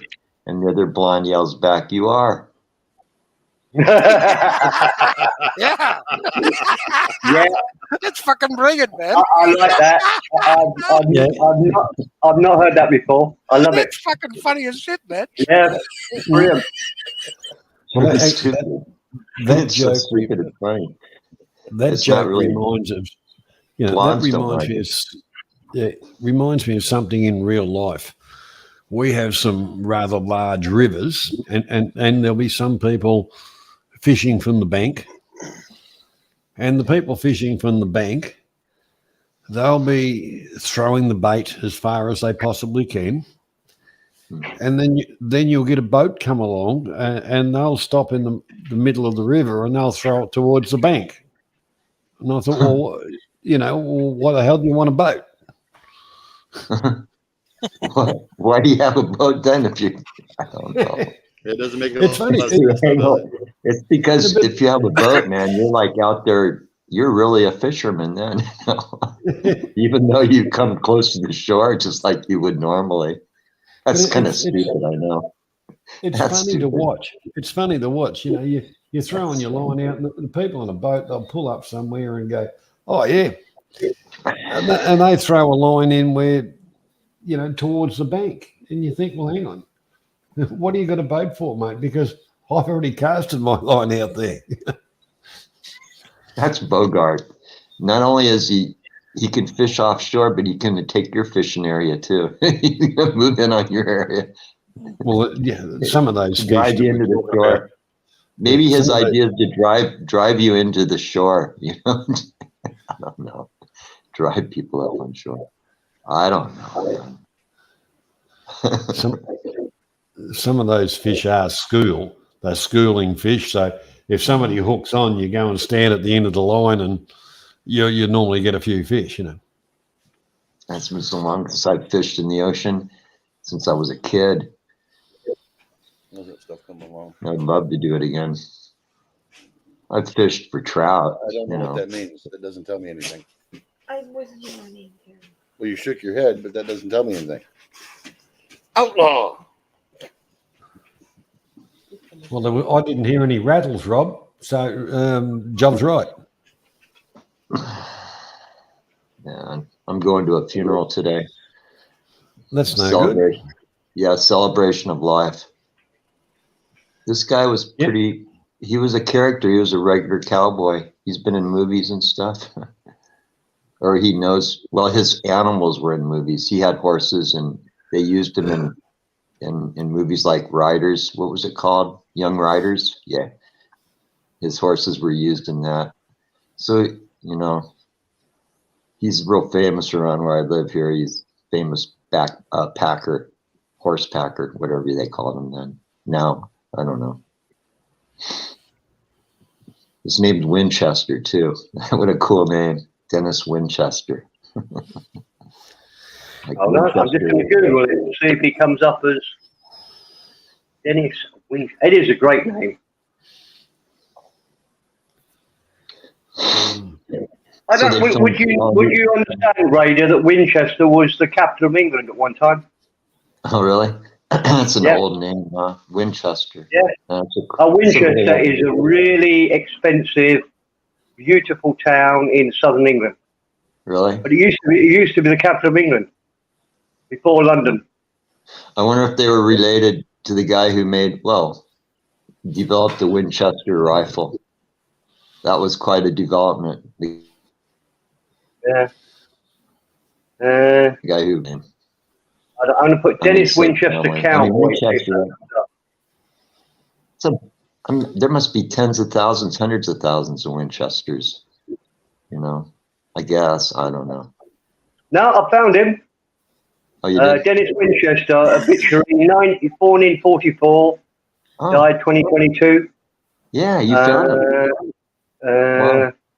Sierra Nevada cowboy. Yep. It's just. He is quite the cowboy, man. He knew a lot of movie stars. I got his whole obituary here. Well, you probably know all that. He's got a wife called Tommy. Tommy, that's who I work for now. I shovel shit up. I'm working in her corrals. She's lost. She's lost her marbles a little. She's a little senile. But, okay.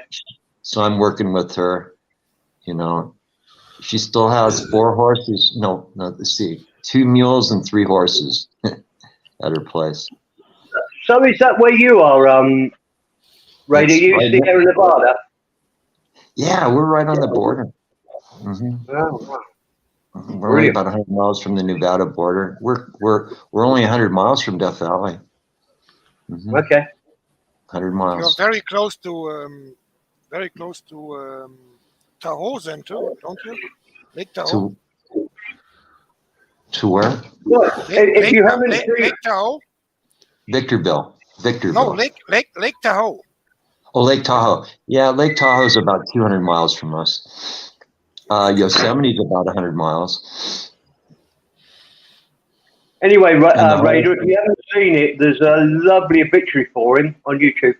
Just put in Oh. Dennis Winchester Cowboy. Oh. There's a photograph of him. He was obviously a handsome man. And yeah. Oh, sure. there's a really lovely obituary. I'll have to check Yeah. that. So today Yeah. I'm helping with the celebration of life for him. I'm helping set up out at the golf course here in town. A girlfriend of mine is, she's hosting the whole thing. So there should be a lot of people there. The guy, he knew a lot of people.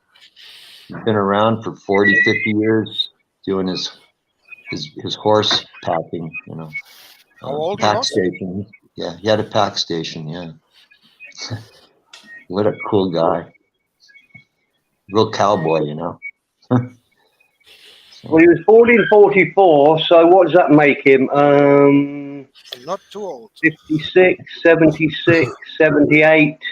Is that 78? He was almost 80. He was almost 80. 78, 79, I guess.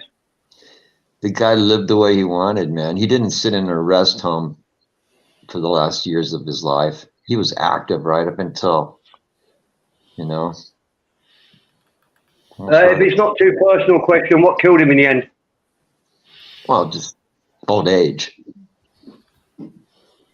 Come on, being a cowboy ain't easy. You wear out quicker than being a truck driver. I mean, I totally agree with what you say, that it's just old age. But in England, where everything is listed, so if somebody dies, you get the death certificate gives you exact details of what they died from. Yeah, that used to be, Steve, but they took another one in there too, like the same as the unknown sudden death for babies. They have that for adults now too. Well, yeah. When you're dead, you're dead. It doesn't do any good to know why you died. You're gone. It doesn't matter to you. Yeah. Maybe to other people it might matter. Oh yeah, I'm not disagreeing with you. I think you're right. There's a certain age when I think you either your body gives up or your brain gives up. One of those two. What a blessing if you just go to sleep at night even and don't wake up. That's probably the dream for everybody to pass out. So. Oh, that'd be a good one, wouldn't it? Yeah. But to know when you're dying is a drag, But a lot of people, if you don't have to suffer or whatsoever, they even know approximately when they're going to be dying. Some people, that's weird. But that's knowing you're going to die is weird anyway, probably. I mean, well, we all know we're going to die, but to know kind of like next week or maybe 3 months from now, something like that. That's weird. Of course, knowing ahead of time, we can do stuff, have a party and stuff. I always thought it'd be better to have a celebration of life while I'm alive. And then I could walk around and tell everybody what I thought of them. What are they going to say to me? I wish you were dead. Raider, do you know one of the characters on this in this community called Dave Knopfler? Oh yeah, sure. You know him, yeah? Yeah, he's a pretty cool guy. You know what happened to him? He got in trouble. He did something wrong, didn't he? Oh no, he got sick. Well, not really. What happened was he was getting a little bit too involved in YouTube. It was beginning to, he's not a well man. He's an old guy like we all. He's not particularly well. So to get him out of YouTube and to relax, his Oh, buddy told everybody that he was dead. oh, yes, that's right. I heard about that. Okay. Papa told me about it. Yeah. So now look, I don't blame either of them. I No, think that's nothing to joke it around about. makes no difference to me. But Mhm. some people were really upset about it because Well, yeah. they sort of grieved for him. Childish. And then, just like Jesus, he was resurrected. That's nothing. He came to back joke about either. 3 weeks ago. That's nothing to joke around about either, you know. I mean, come on. So Why they not? did that to get. So it was just a big publicity thing. Come on. Anytime No, stuff I don't like think. that No, happens, you I don't think take so? it up. The guy that told the story, Yeah. I think, is a genuine guy, Yeah. and I think he just thought the only way because they're friends. The only way I can get my buddy to stop is to say he's dead. destroying himself mentally by going on YouTube and being trolled and getting too involved with it is just to tell the world he's dead. Just a screen. I don't think. I don't. What does everybody else think? I don't think either of them did anything too bad in my mind. I thought it was just funny. People are like going crazy because they can't deal with the going on these sites for these streams or something. So like they have all these neuroses they're developing from just being on these sites. I don't want to be disrespectful. But I talked to that guy the first time the other day, and I heard it. Maybe I misunderstood it, but I think he said it was not from him saying that he's dead. So it was not him. It was not him. He was not saying that he's dead. It was his friend. He just informed, I think, 2 people that he gonna take a break. He didn't even knew if he makes it out because of his health issues. Yeah, no, it wasn't quite that UV. He's got a very good friend called Tony. I think Tony lives in the Philippines, and Dave Knopfler has spent a lot of time there, and they are real, genuine buddies. They're met in real life. Tony was just trying to help out Dave. I don't think I'd have come up with quite the same way, but Tony, this guy Dave's friend, told everybody that he was dead. Well, to help him out. I don't know. Whatever. I don't think I'd like someone doing that for me. Just 2 times this week, and I think he's a very nice person. Yeah. So here's what you do, man. You do that, and then you call the police and you send him over to his house for a welfare check. That'll really piss him off. Send him over there. Police are going, yeah, we heard you were dead, so we came over to see. Yeah. He'll go, who told you that? Well, some people wanted us to check on you. And then he'll be really torqued. I knew a person who got so angry because their friends called the police to come over and check on him to see if they were okay. He didn't like the police coming to his door. But so I think it's all right. I mean, the police was are that doing was that out of concern? Was that out of concern or malice? See, that's where it comes. That's where head trips come in. The woman that called the cops said, "Oh, they were worried about him because he never answered back the calls."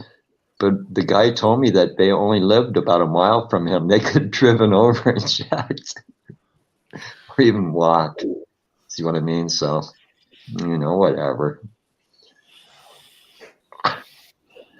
This is people's head trips again. Yeah. To be honest, I have no clue why you got to call somebody, a police or whatsoever, if you are that to get even with you, goes there on your own. So for me, to get even with you because you won't answer back. Oh, that son of a, he won't answer back. I know he's there. well, we'll just call the police to come out and ask him why he won't answer back. The police hate stuff like that. They hate calls like that, man. Yeah, I would too. It's like, well, I mean, they like it. Well, if it turns out to be serious, you know, that something's really wrong or the person's old, then it's okay. Then that's okay. They're fine with it. But if it's just people doing that to each other, you know, you know, the police and now in America, it seems like a lot of them have had to learn to become like social workers. Social workers, so do they. So much crap. So many people screwed up from the virus that they have to go out and talk to them. Instead of taking them to jail, they just talk to them. No, it's okay. It'll be all right. So our police are like, they've turned into social workers, welfare almost. Why don't they just put them in the boot of the patrol car, drive out in the desert, give them a bottle of water and say, home's that way, 20 mile, catch you later. You got plenty of time to think about things on your way back. Yeah. Hello, Hey, Mr. That would Esquire. definitely eliminate prisons. Yeah, you wouldn't need any more prisons, you know, because they die in the desert. So you wouldn't need Terry. prisons. How you going, Yeah. Steve? Hey, what's happening, Steve? Oh, that's right. Yeah, so anyway, I heard they need police now. That if you want to become a policeman, it's a good time. Come to America, join the police force, you know. Then they give you they don't find anybody here as well. No, they taken even. you go to work for the police. Not even made for being a policeman. Here in America, I hear the recruitment officers area full. The policemen in America, in Russia. Think about it. Some of the policemen in our country can't even get bullets from their bosses, from their departments. They don't even issue them ammunition. You have to buy your own. They have a habit of using them, though, You don't have to they? buy your own ammunition. If you become a cop, sometimes you have to buy your own ammo. You have to buy your own gun. You have to buy your own bulletproof vest. They don't supply any of that. I don't think they're gonna find many more to do that. They don't supply any of that crap. That's expensive crap, you know. Or stuff. You're kidding me, man. It's a fucking joke. It's Bulletproof kind of vests. Probably 400 or 500 for some sort of ballistic vest, something decent. 400 or 500 maybe. At least 200 or 300. Remember that those police academy shows where they had the fellow that was, you know, had all Tackleberry. Remember Tackleberry? Yeah. That's you know, under those circumstances, that's the only copy you'd get is a whole heap of Tackleberries.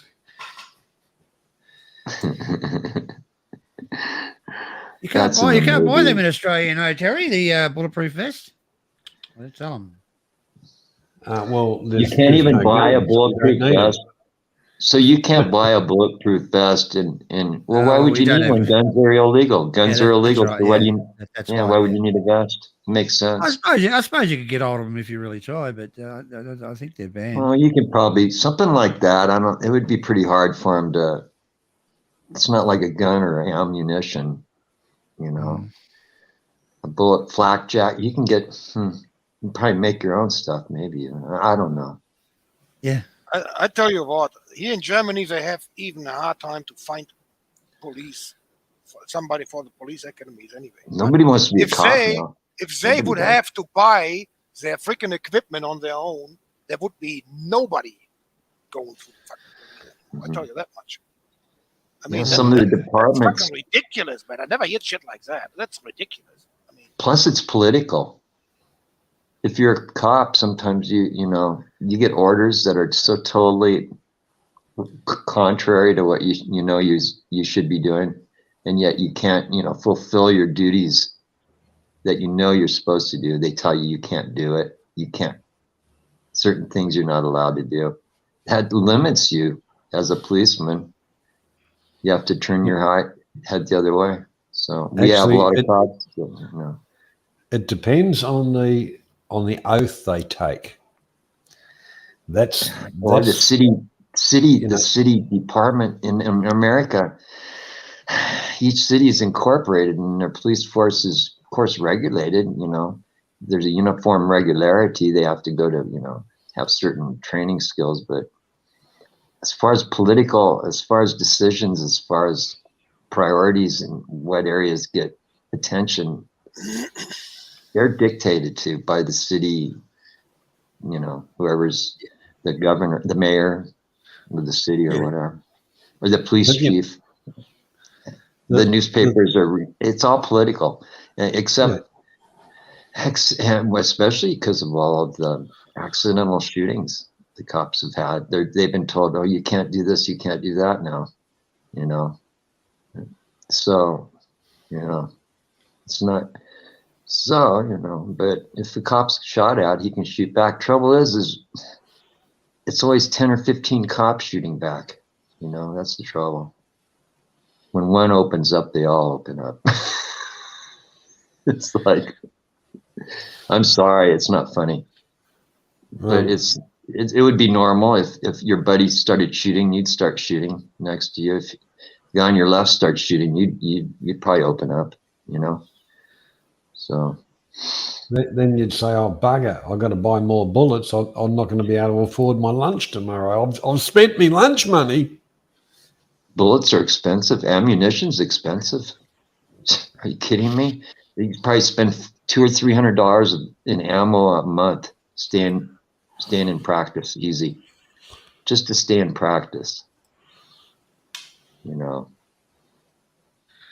At least that much. Let's say $50 will buy you 50 cartridges. And you should shoot at least a couple hundred a week, maybe, if you're good, if you practice. So is what you're saying, Terry, make every shot count? Oh, yeah. Just headshots. No, that's not what you're supposed to do, but so yeah, there's going to be a need for, law enforcement and military too. You watch the draft age go up for military. They can't get people to do the dirty work anymore like we used to. They want more money, or young people won't do it. We're entering a different world now, mate. You go to, the sales slogan for the army was join the army, meet new people, travel the world, go to different places, and kill them. Well, there's other stuff in the army too that's valuable. The camaraderie that you get with your fellow soldier, the trust you put in them, just protect you, and vice versa. You don't get that in civilian life. Yeah, it depends on what. It depends on what job. Your buddy at work would stab you in the back to save his job. Look, the thing. Come on, the thing man. is, but as a soldier, you have to. As a soldier, you have to do what's right, and otherwise, you get like somebody shoots you in the field, you get shot. The whole thing about the soldiering thing is you are told there's an enemy, and your job is to do whatever. And whose enemy is it? Is it an enemy of the people of your country? Is it an enemy of whatever? But you're told this stuff, and you get people go into hostile areas and take out the trash according to what they've been told. Where in actual fact they shouldn't even friggin' be there. Well, it's the way to make money right now for some people, for a lot of people. Every country that I talk to, like you guys in different countries, I swear, I bet anything your country is in some way involved in a proxy war, either by supplying No. tools, by Oh supplying well, weapons we are or because technology. Yeah, you supply the technology. Yeah, it's all because of the NATO tie, the American tie, and their bullshit wars, their it is what bullshit. it Full is. stop. Yeah, it is what it is.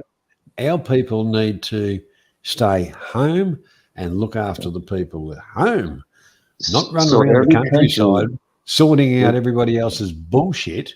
yeah. But it doesn't have to do with what's right or wrong anymore. See what I mean? Did it ever? That's the Did it trouble. ever have something to do with what is right and what is wrong? Ever? Well, okay, perfect example. Yeah, enough of that.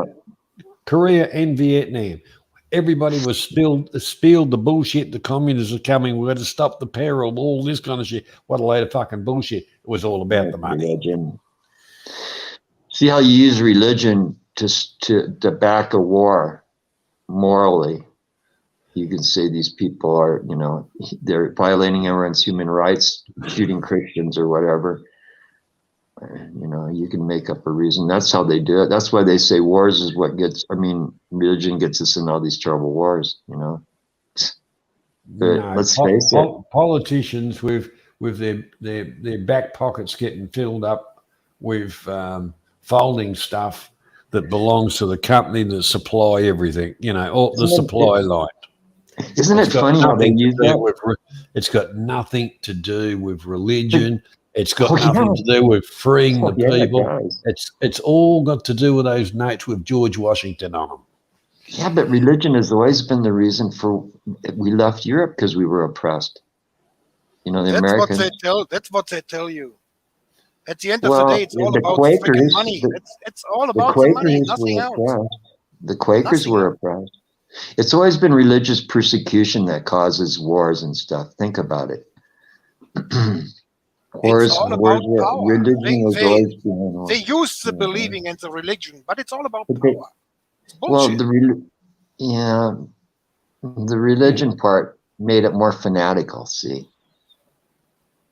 Well, that's if why. you want to, the whole thing. If you want to talk about religion, one king of England didn't agree with the religion at the time, so he created his own that agreed with what he wanted to do. So there you go. And it all changed. Yeah, and hence we have the Anglican Church, which was the Episcopalian Church, but there's two of them now. One of them believes in different stuff. Mainly they believe in the same, but one of them is,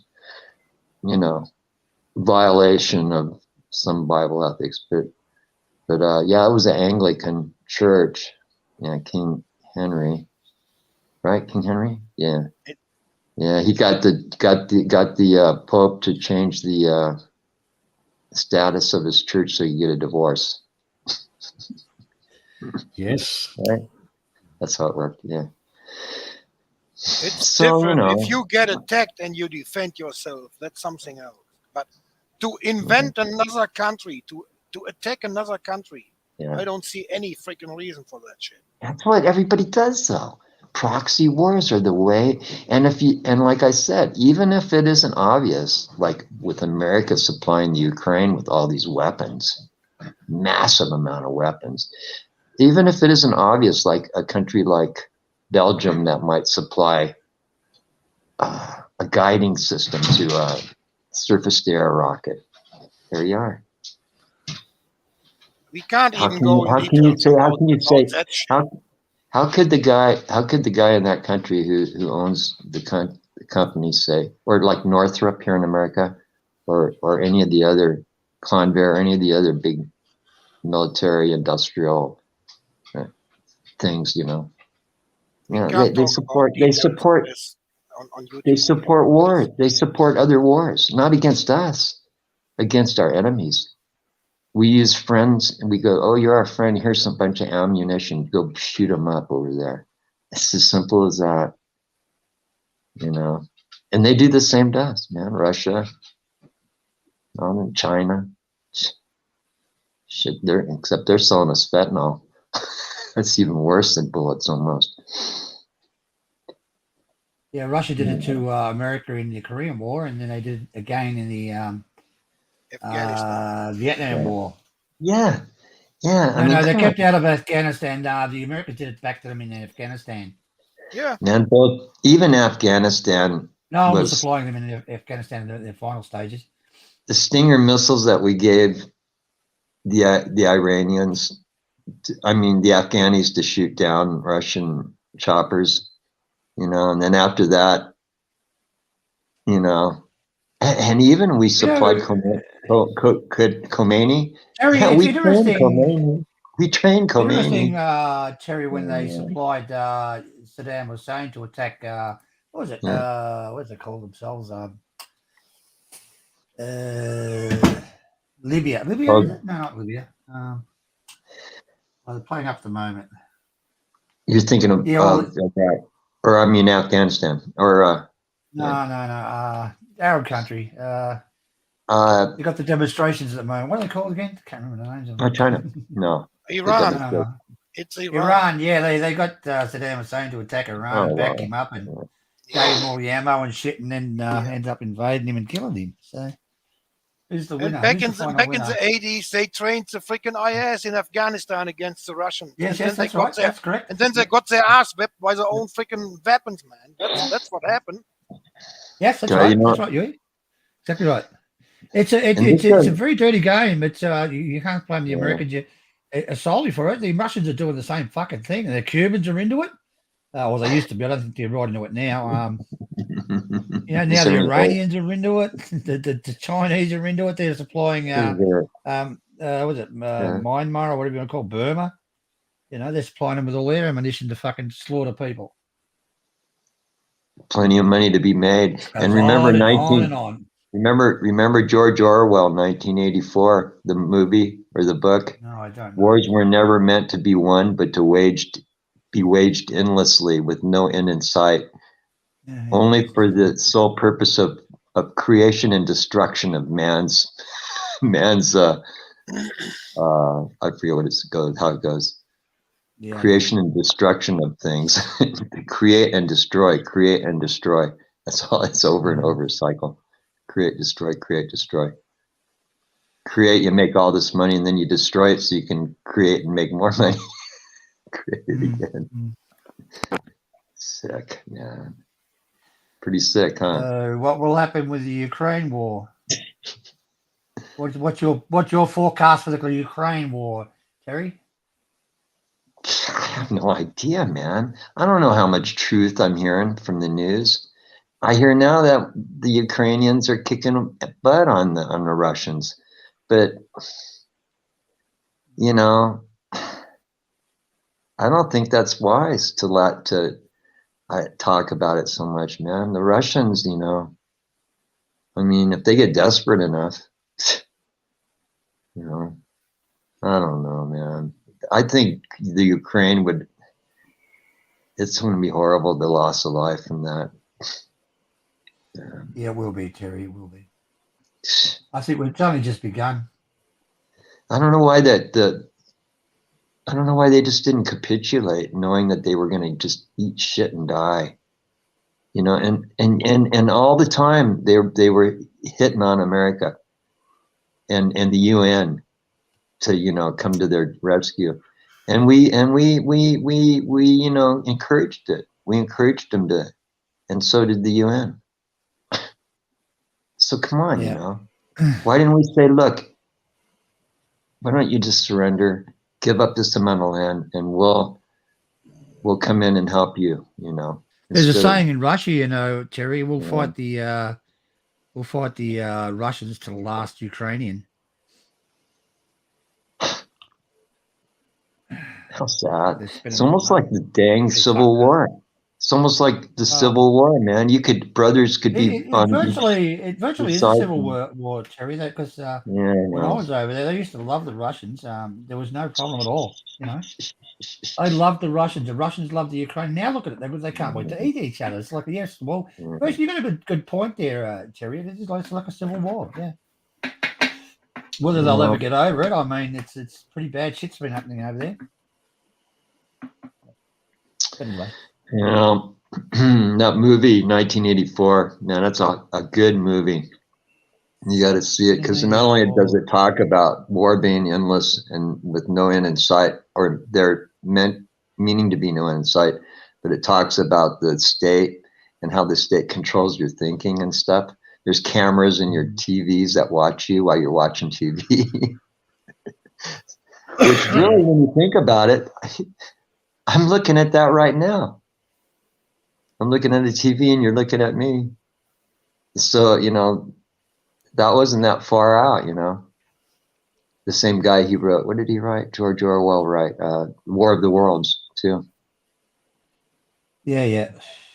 Yeah, I think, wasn't it? I thought. Anybody want to help me on that? I can't remember, Terry. I mean, people were going back, 20, 30 years ago, they were fearful of what the future would hold. And, they've all the whole world just walked into it. We'll soon walk around with fucking barcodes on the back of a neck with a fucking expiry date on it. Hey, whoever thought we'd be eating GMO food, genetically modified? What does O stand for? I don't even know. Organism. Okay, Robert. Thanks, I guess.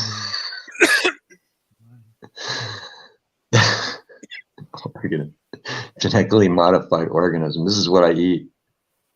This is what what they call it in on the airport when you go out and you pick up rocks off the runway and dirt and debris. They call it a FOD check. FOD. FOD. Foreign object debris. That's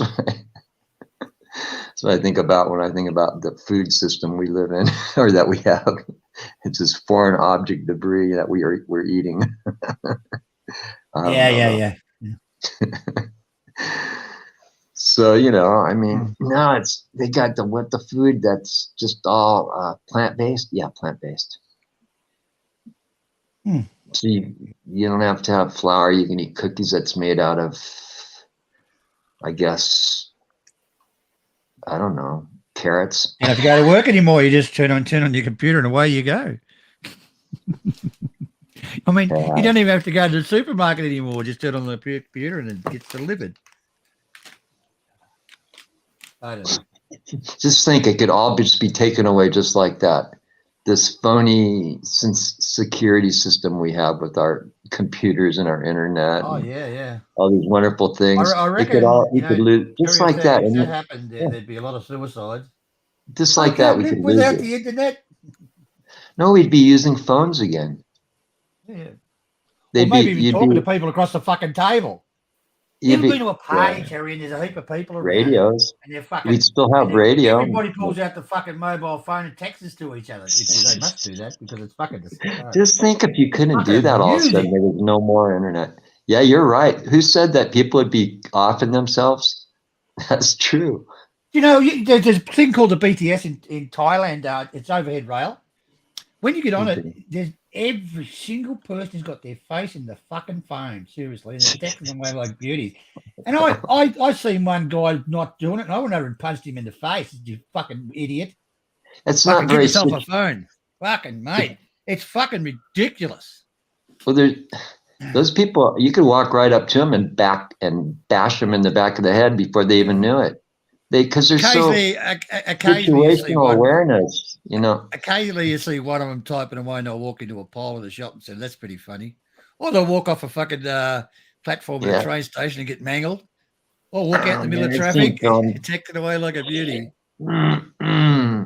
That's a real graphic example of not being situationally aware. Graphic. Walk in front of a bus, maybe. They do it, Terry. They do it. Or in front of a truck or a train. You walk through, I'll talk about Thailand. You walk through the crowds and that in shopping centres and they're just fucking walking and texting and they're not looking where they're going and they're bumping into people and, sorry, I didn't, yeah. Check your pockets when you do that. Sorry, you just got my wallet, buddy. But anyway, never mind. That's the way of the world. The COVID, the COVID thing didn't help very much. It's learned a whole new generation how to work from home. And they'll teach the next generation how to work from home. You won't even have to get out of fucking bed, sure, soon. I don't know, man. I look at the workforce in America and I realize it's all mostly sub-intelligence levels, So they'll replace those people with robots. Yeah. That's what's going to happen. What? I mean, do they need somebody to serve hamburgers at McDonald's? Soon they won't. No, soon it'll be all automated and it'll be all robotics. Yeah, we see some horny chick serving out fucking hamburgers as a fucking robot. And so hence now the virus is not an issue. See how the virus is causing even more of a disconnect from each other's.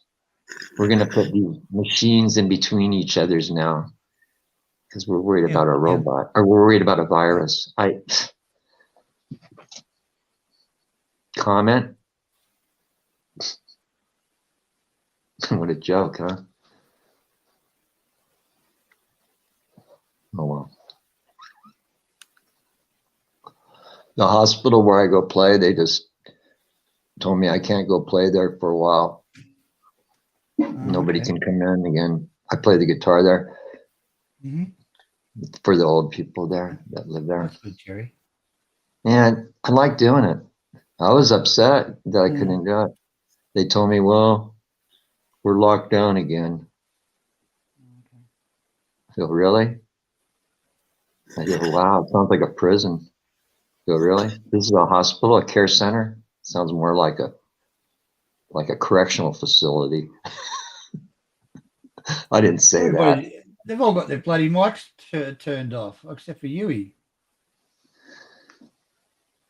What? I always turn mine off because I have dogs that like to make lots of noise. Oh, okay, mate. No worries, Robert. Yeah, you can see it's getting light. Mate. You can see it finally got light. Look at the window over my shoulder. Yeah. It finally got morning. Yeah, man. So I don't even know. I guess everybody's wondering who's going to win the Republic or who's going to carry the House in America, or, the Republicans, are they going to, and still no one knows. I bet you if I looked at the news now, they still wouldn't be sure. I don't know. I don't know. I don't really follow it, mate. You guys are probably hearing about it too. Oh, yeah, but it doesn't really interest me, American politics. Boy, a lot of people are really... Does Australian politics interest you? No, it's just that it's a Trump thing. Yeah. This is a whole... everything's focused on Trump now being the reason why the Republicans failed to, take over both houses. So that's why a lot of people are looking at it, because everybody knows Trump. You really believe that that's the case? I can't believe that the Republicans, but see, I expected they would disengage from Trump as soon as they could. Come on, the guy just wasn't, politically, suited, Okay, let me ask you this. He was good as a businessman, but... Well, let me ask you this. How many wars did Trump start? None. The trouble is...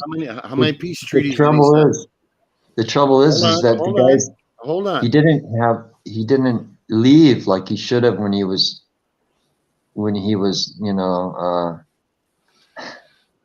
there's a big problem about that. And the thing at the state where they, what was it? The Capitol, where they attacked the Capitol building or something? They attacked the Capitol building. Yeah, okay. They're pretty sure that he knew about it ahead of time and actually was. And you're believing that? Well, it seems to be pretty certain that there was some involvement. See, that's the thing. when it's like that, I mean, come on, man. Do you want a president that you suspect might have tried to get people killed in the Capitol building? Okay, Would you want a president like that? Hold on And a so, second. so that really ruined it. You keep on flapping, and you're not letting me say a goddamn thing. Okay, flap. Two. You know, you talk all these things, and I'd like some hard facts to back those up. And trust me, I'm no diehard Trump fan. But you can ask anybody sitting in here.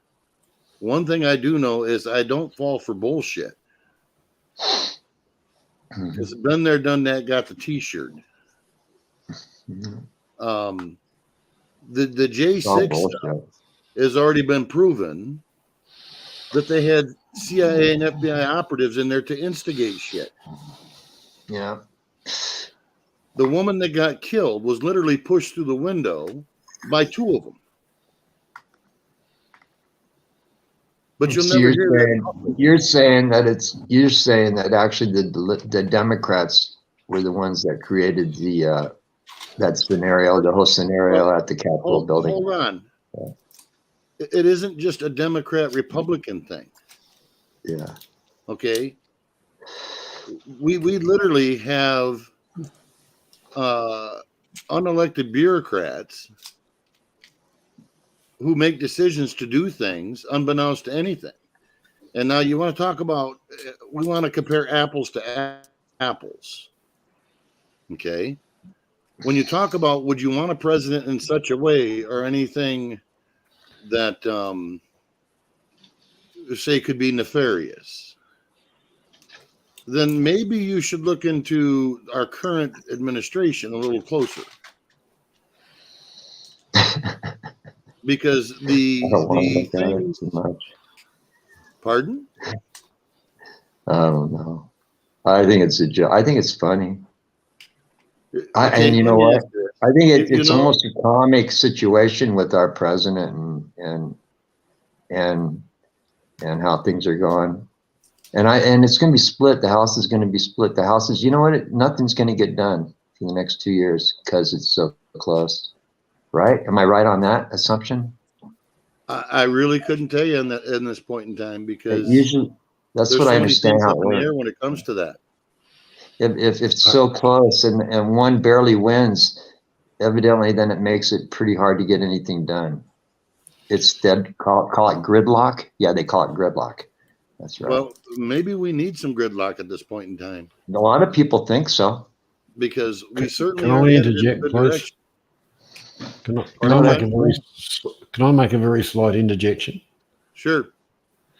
I just want to say good night. Good night. No, the channel's going to keep running. The channel's going to keep running. Enjoy your chat. Oh, really? Thanks. Well, who's in charge after you go, Johnny? How's that work? We have a man behind the scenes with great control. Good deal, because we don't want to leave any. We want to. Yeah. No, that's okay. Everything's under control. Okay. You know, but I just wanted to interject just to say good night, gentlemen. Great to see everybody. Been wonderful. See you, Johnny. Right. Good night. Good night. Have a good one, Johnny. See you again. You know, I guess what I'm trying to get across to you, don't always take at face value what is believed. That's, you know what you just said to me? That's a good argument for believing in something you can't see, too. Well, it's not only that you can't believe what you see, but you can't see what you believe. Well, that depends on how far you want to take something like that. I know. You know, as the saying goes, you should have an open mind, but not so open that your brains fall out. Well, you know, the average intelligence of the person in the streets is the politician has no problem. The bell curve. Yeah, I mean, the politicians have no problem, you know, pandering to, you know, whatever, to people, to different groups. They're not very smart, you know. So, well, yeah. when you know you're being pandered to, You know, when you know that's happening, then you don't like it. I'm like, really? Oh, believe you me, I'm not happy about a lot of things going on at the moment. But as a singular person, bringing about change, and that's one thing. But in the same token, I also am of the mind that a lot of the things that people believe to be true about what went on, that really isn't. Yeah. I like Trump, don't get me wrong. Well, I actually liked him as what a I want to president. I explain thought to he you, was a tough what mofo. I'm trying to get across to you about that is there's a lot of things bandied about Trump that are absolutely not true. Now, don't get me wrong, the guy's an arrogant asshole, no doubt about it. Mm-hmm. That's part of the quality that people like. Yeah, well, yeah, you'd be absolutely correct. The other thing is, You can't handle the truth. What the hell?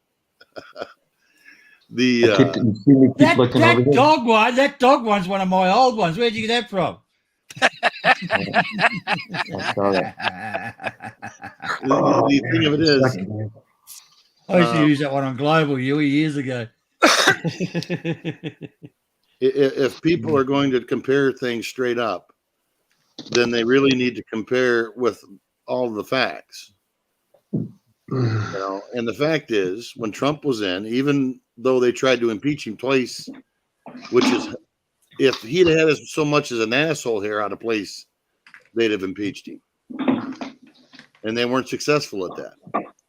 Yeah, I know. But in the time when he Robert, can I ask you a question? Do you think he was so bad, Trump?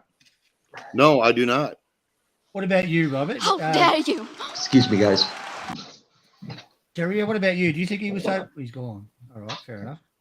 I just have to go take a leak. All right, mate, no worries. No, Stephen, I don't believe he was that bad because he's the first president that actually tried to get us out of war in a very long time. Yeah. He actually did what he said he was going to do, much to the chagrin of the established politicians.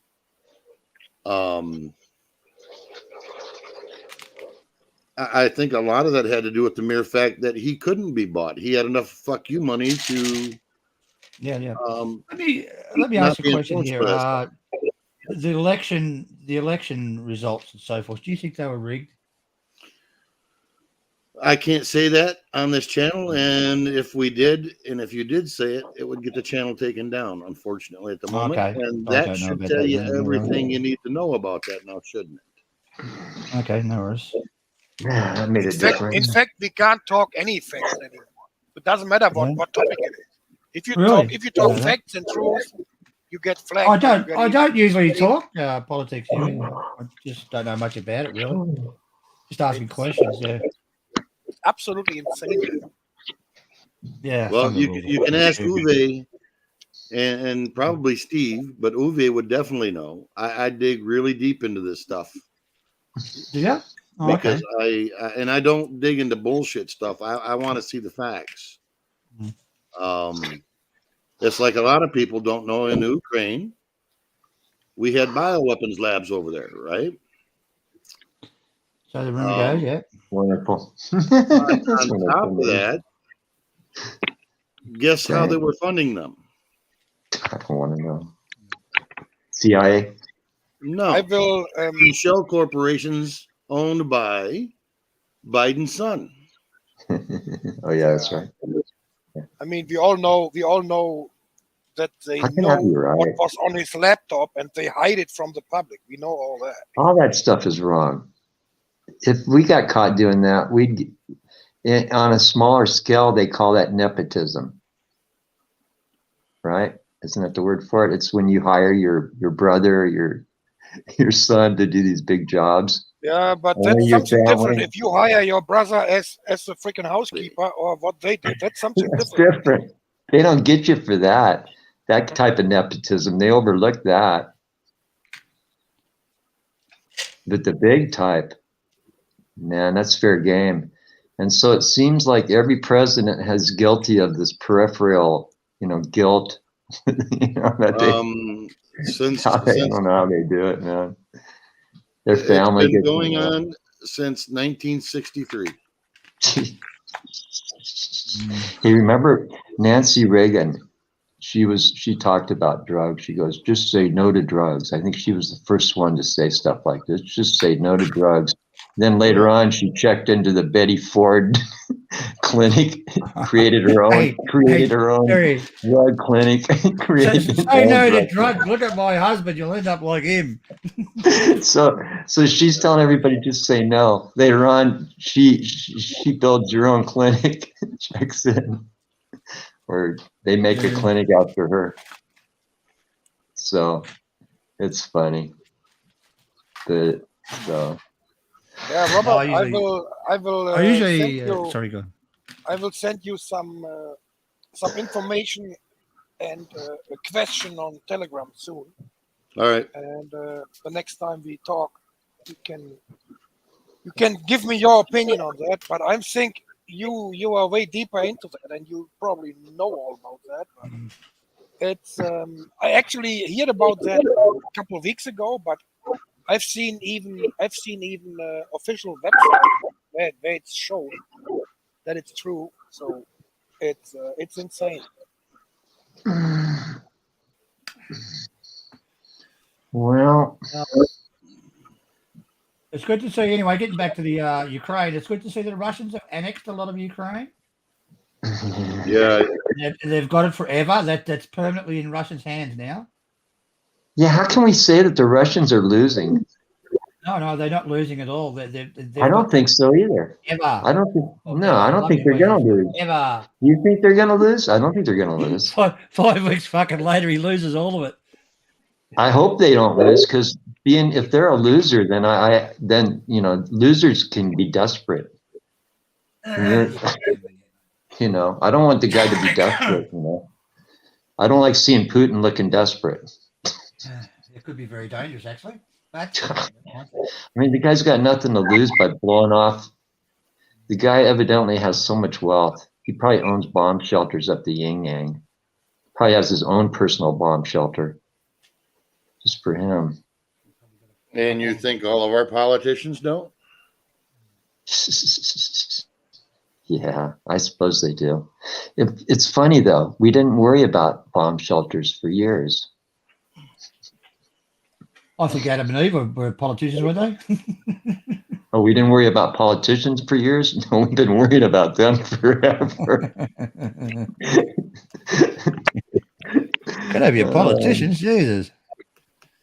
We should be worried about it. What's the political thing? Never let no good crisis go wasted. So anyway, Kherson's with Russia forever now, in Russia's memories. Just think about it. Just fucking brilliant. 5 fucking weeks and they lost a whole lot of it. Just think about that. Russia and Ukraine was almost brothers, and they were both Russians until 2014. There's, I think, 60 or 70% of the population in Ukraine is Russian anyway. So, and they all speak Russian over there. They don't speak Ukrainian; they speak Russian. So they, what happened in 2014 or 2013 when they started that with bullshit? That should open the eyes. And even the mainstream media back in the days was reporting all that stuff, and nobody freaking want to know about it anymore. They just hide it. What they reported 8-9 years ago. That should open the eyes, but people are blind and believing all the bullshit they get day by day on the freaking mainstream media. Some of the Ukrainians can't speak Ukrainian at all. They don't even know how to speak Russian. So. Especially the area where they are now, there's 90% Russian in the south. Probably. There's 90% Russian. I don't know if they're Russian, mate. They're probably Russian speaking. It's all a mix anyway, back from the Soviet Union anyway. I was going to say, you got to remember that was part of the Soviet Union, so a fair share of them are Russian. Yeah. You're in Ukraine a few years ago. If you asked anybody, they preferred the Soviet Union to their freedom. It's the same in Latvia, Estonia, Lithuania. They have at least 60% of the population speak Russian. That's and right. They have at least Estonia. I know they have about 30% Russian citizens in Estonia, and about 20% in Latvia too. So. So it's the same as in Georgia, in Armenia, wherever you go. That's the same everywhere. Yeah. Well, Crimea loved the Russians. They really did. They loved them. They used to all spend their holidays there. With the Soviet Union days. That was their local. What about resort. all these women? These Ukrainian women. I heard there's going to be a lot of them looking to come to America, meet men and stuff. Oh yeah. Okay. There will not be many left because they're already all here in Germany. Yeah, you picked up a busload, didn't you, Yui? Yeah. They're going to Germany first. So you guys you don't believe in sharing? Come on. You guys don't believe in sharing or what? If I would show you the videos and the pictures of the first buses they arrived here, you would ask yourself what kind of Ukrainians they are, because the first 2 weeks there was almost no freaking white person getting here. Yeah. Tell you what, they're good-looking girls. I'm telling you. I know. They're in the army. Beautiful in the eastern part of Europe. Yeah. Oh yeah, the ones in Crimea. Do they have? Woo! What about the soldiers? Ukrainian women, they look gorgeous. Soldiers. Oh, usually blonde, blue eyes, green eyes, black hair, green eyes. Oh, they're fucking stunning. Yeah. And they're all carrying AK-47s. And they all know how to use an AK-47. No, it's not like that. Hey, and the woman you meet, the Ukrainian woman you meet, she's also versatile in small arms weaponry. You should see how poor they are. What nice cars they drive there. You should see that shit. I don't have a car like them. I don't. Just saying. There's even people from the Ukraine here with freaking Lamborghinis and Ferraris. Yeah. Getting welfare money from our government. Take out a loan and get yourself a new Lexus. Yeah. It's absolutely no fucking house and they're driving around in fucking Lexuses. Well, I don't know what good an Lexus does you when there's artillery field pieces that are aimed at it. Or airplanes that are bombing it. It sort of becomes meaningless at that point. Yeah, well, guys, I've got to jump off here, so everybody have a good one. All right, mate. See you, Robert. Steve, thanks for having us up. Everybody left in chat, thanks for hanging out. Everybody take care, and I will talk with y'all later. Robert. Take care, Uwe. See you, Robert. Later. Later, man. I might bell here too. I got to go to this pretty soon. I've got to start. Oh, I got time yet. I'm going to eat a bunch of chicken today at this ceremony of life or whatever. Okay. That's what they call them now instead of funerals or wakes. Celebration of life. Yeah. So yeah, that's about the only extent of social activity I get around here is when I go to a funeral or a church. That's how socially dry it is here. Well, I might take off too, guys. Oh boy, everyone's leaving. Let's see what I did. No worries, Terry. Just me and you, it's all right. Terry should have gone outside and farted. What? Beezy's watching. Oh, bye, Robert. Take care. She's so nice. She's very polite. Take care, Beezy. She taking off too? Yeah, she's always busy. She's like a bee. Always. So it must be mid-morning where she lives. No, probably about 10 maybe. She's up in Utah. No, she's in Indiana. So I think she's in. No. She's in the Midwest. That's right. Yeah, that's right. I get everyone confused. Yeah. I think that's, I'm thinking of somebody else. Pretty Eyes. Pretty Eyes lives in Utah. Yes. I haven't seen her lately. She was all, she got kind of into it with someone last time. Who was that? I can't remember who they got into it with each other. Yeah.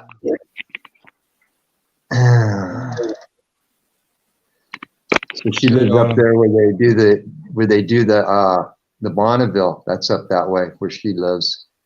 You know, where they do the record, where they call it land speed records. Yeah. I would like to see that someday. Go out there, watch them do that.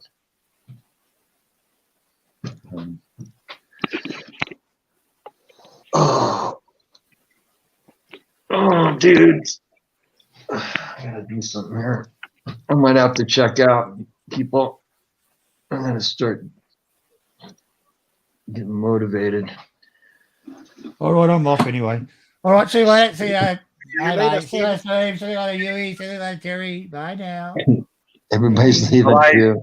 Bye, Stephen. See you, mate. I'm gonna go too. BZ, bye. Yeah. Bye, everyone. Yeah, I gotta go.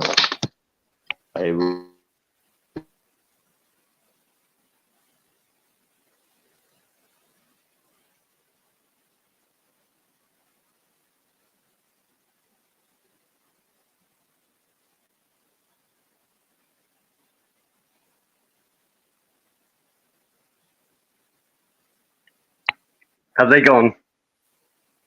Looks like. Are you still here, Uwe? Oh, that's okay. God, finally we get a word in edgeways. Would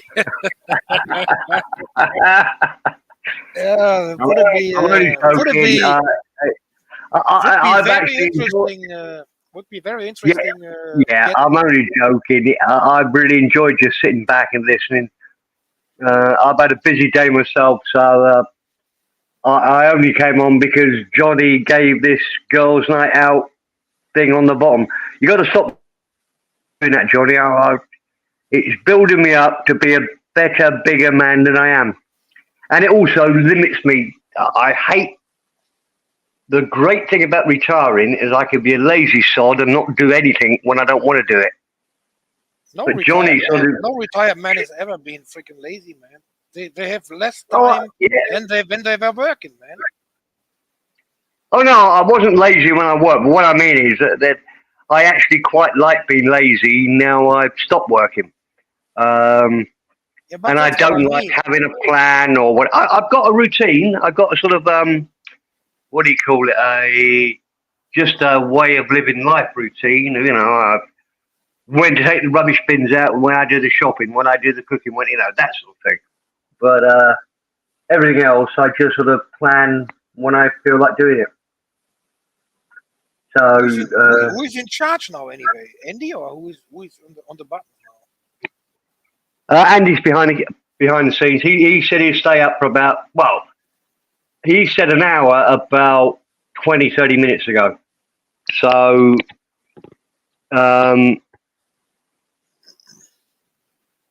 he's waiting behind the scenes just in case anybody wants to join the panel.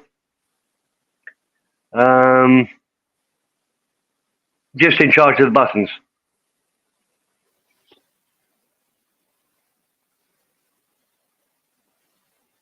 Because for us in Thailand, it's just coming up to 10 o'clock. 10 o'clock at night. Yeah, we turned the clock back 2 weeks ago, so you are 6 hours ahead now, not 5. Yeah, so you're 4 o'clock in the afternoon. Yeah. Right. Do they have freaking daylight savings over there? No.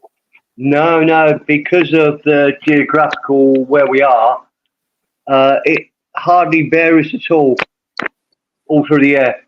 We get light between 5:30 and 6:30 in the morning, depending on the month of the year, and we get dark between 6 and 6:30 at night. It's equal throughout the year.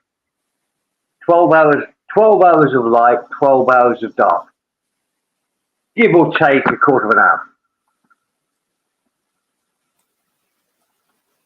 which is quite strange enough. I mean, in England, in the summer, and I would imagine exactly the same for you in Germany, for the few weeks that it is summer and you've got nights until 10 o'clock at night, it is brilliant. You know, long days are very useful, especially for farming and things like that. You know, it's very useful. But no, Thailand is 12 hours, 12 hours dark, 12 hours light. To be honest, I don't freaking care if it's getting dark at 10, 9:50 or 10:30 in the summer. I don't care. You know, this whole freaking daylight saving is already proved that it's completely bullshit. So, oh yeah, it's absolutely bollocks. So they should just stay on either one of the freaking times and stop this bullshit, because it's not good at all for the human bodies too. That's already proved as well. It's not good, and not only for the humans, it's not good for nobody. It's bullshit. Yeah. I can remember, I think I can remember when they first, I could be totally wrong here, but I remember when their argument was, this is when, when I went to school on my own. Walked up the road to the bus stop, got on a bus, went to school on my own. And what they argued at that time was, we're trying to make it safer for children to go to school. And I did that from the age of 8. These days, very rare for a child to make his own way to school, unless the school is really close. They've all got a school bus, or the majority of cases, the mothers or fathers drive them. So it's all changed. But that was, I'm fairly sure that was the argument at the time when summertime came in. I think I heard something different here. Okay, no, my memory's not firm on that, UV, so I'll take your take on it. I think they were talking about freaking saving energy with lighting offices and shit like that. You know, that's what they were talking about. Oh, okay. But yeah, you could. I've just got this fake memory in my head. Because at the end of the day, the kids were always going here in the dark in the wintertime, because it doesn't matter if it's daylight or on 7 or 7:30, it's still dark. It's still late. It's still dark, and the school's starting at 8 here, so it doesn't matter.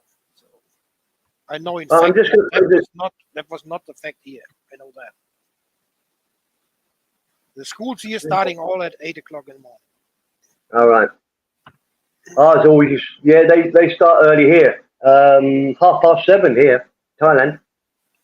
I'm just going to say, what year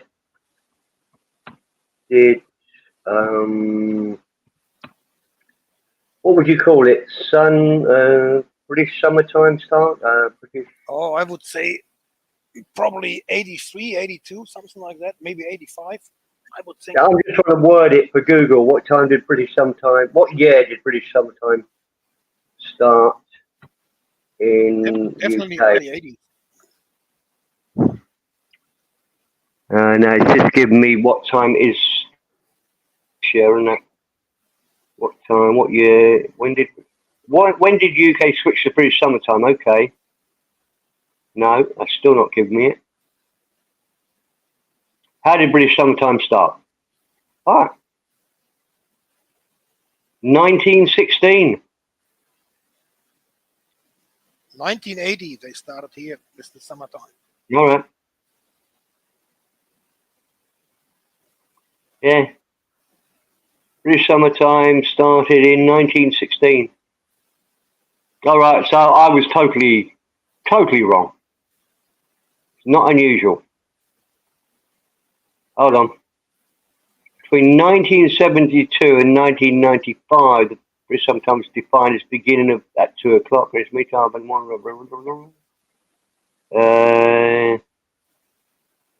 Okay, Matt. Right, so let's forget what I just probably said. Started the daylight saving in England earlier than we did here. Maybe. Oh look, no, Andy's. I think that's Andy is saying in the chat. Yeah, I've got that as a memory, Andy, that it was introduced for child safety. But I've just Googled it, and maybe I didn't ask the right question because that's always a problem with Google. But yeah, I remember that it was to help children go to school and get back from school safely in as much light as possible.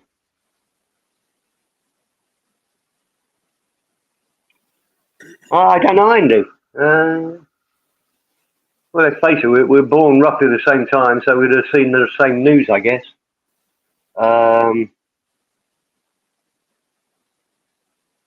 Yeah, that was probably the case too. I never heard about it. I know that they started here with saving energy and stuff like that. But it could be the case for children going safer to school, but I don't see it because they got to get out in the dark anyway. It doesn't matter if they go 7 o'clock or 6:30, 6:45, whatever. It's dark anyway, so I don't see the sense behind that. I mean, I don't know what I would imagine in Germany. It's exactly the same as England. Winter is really depressing. Oh yeah. It's mostly dark, raining, foggy, whatever, you know. Yeah, it's amazing. I think that's what makes us. This, I'm not going to sound. I don't mean to sound racist here, but I think that's what makes us quite strong nations. I think it's quite hard to live the lives we live in Northern Europe. Yeah. Tends to build tougher. Tends to make you tougher if you're getting up when it's bloody cold and dark and whatever, and you're going to work and you're at work and you're still cold, and then you're coming home in the cold. Compared to what life is like in other parts of the world, we have it quite tough. And I always find it quite interesting that Northern Europe is quite successful because we work quite hard. It's a completely different story if you have almost no daylight for 5 months in the northern part of Norway or Sweden or Finland. That's a different story. I mean, I have no problem if it would be daylight all night long, no problem at all. I could sleep easy. But if it's not getting daylight the whole day, that's freaking depressing as hell. I think that's why they have so many alcoholics and stuff in the northern part. Like, not even only Europe. If you go to Alaska or whatever, they have a lot of people with alcohol problems. Man. Exactly. What else are you going to do? I understand it perfectly.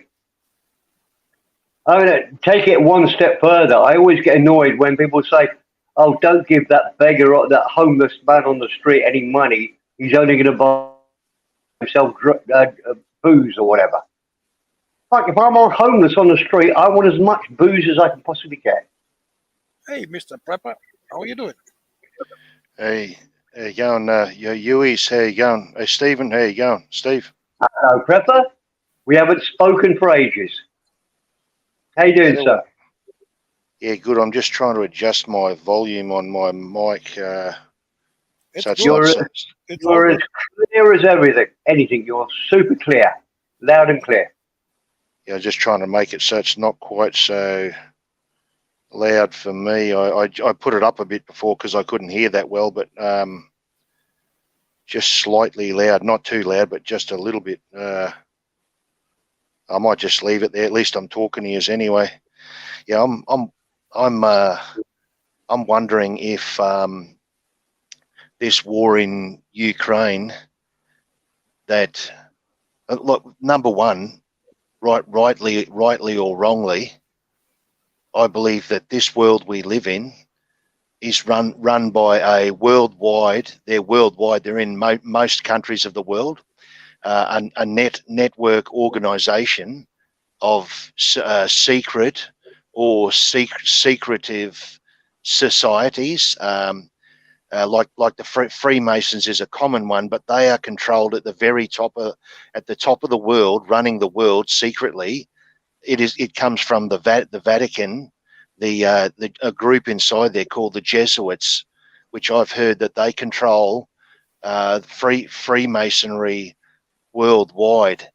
And if they control Freemasonry worldwide, that means they control, pretty much many of the American presidents, Australian prime ministers, a fair few of them, not all, but a fair few, British, European, Muslim religious leaders, a lot of different religious Christian leaders who are members of Freemasonry. If that's true, and that came from a man who was a Jesuit, Alberto Rivera.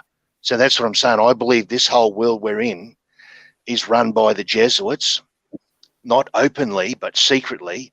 And they're running all the secret societies, which not all, but a fairly high number of politicians around the world are members of these different brotherhoods, Freemasonry, the Illuminati, the Skull and Bones, but it's all headed by the Jesuits, according to Alberto Rivera, who was a Jesuit.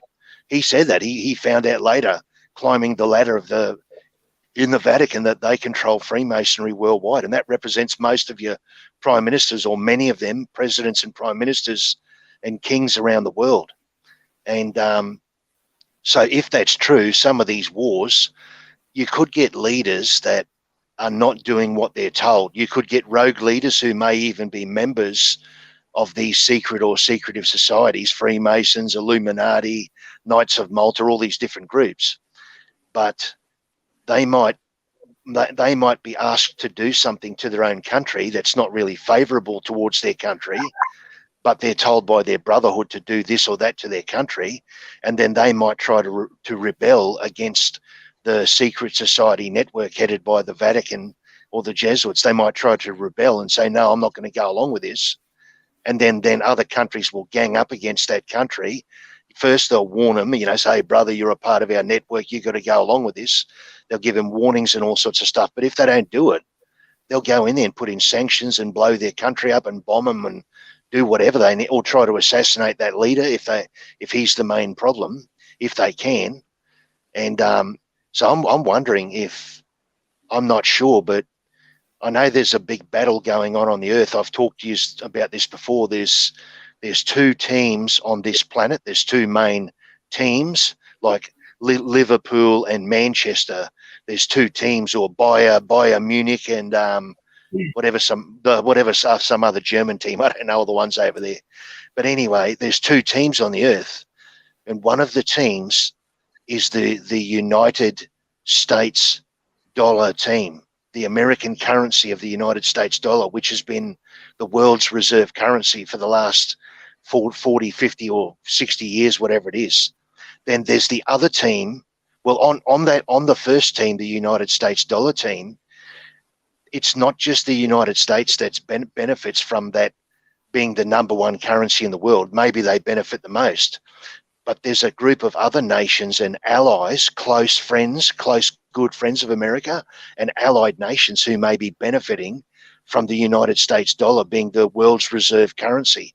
And that could be England, Australia, France, some of the NATO allies and close nations that could be benefiting. They could be getting some form of kickbacks or assistance. Then there's the other team that are not in the US dollar team, all the poorer countries around the world, and a lot of these other nations.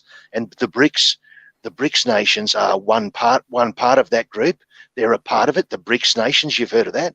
Brazil, Russia, India, China. So Russia and China are in this group, the BRICS nations, and they're ganging up to try and destroy the United States dollar. So that could be a part of what's going on with this Ukrainian thing, where America and England and Australia and other countries are funneling in. France, Germany, they're funneling in tons of weapons in there. Some countries more than other. America is doing a lot of it, apparently. They're funneling these weapons in because they can just bring down or wreck one of the BRICS nations. That group is, by them preparing an alternative currency to the United States dollar, it's like an act of war. It's like an act of war against the United States, because if they prepare an alternative currency other than the United States dollar, they prepare an alternative currency, and every country goes over and starts using the new currency, and they no longer use the American dollar on this planet, it could make the United States dollar worthless virtually, and then they won't be able to fund their military. So that's what I mean by it's sort of like an act of war against the United States. Any group of nations that are forming together to prepare an alternative currency to the United States dollar, some of them may know it and some of them may not know it. They may or may not know to what extent this could affect America, but they're engaging basically in an act of war against the USA without firing a single bomb at America or a gun or a weapon at America. By destroying the value of the United States dollar being the world reserve currency, they're engaging in an act of war against America. And it won't just affect America. It'll be allied nations, England, some of the NATO, France, maybe some of them may be affected, Australia, other nations may be affected.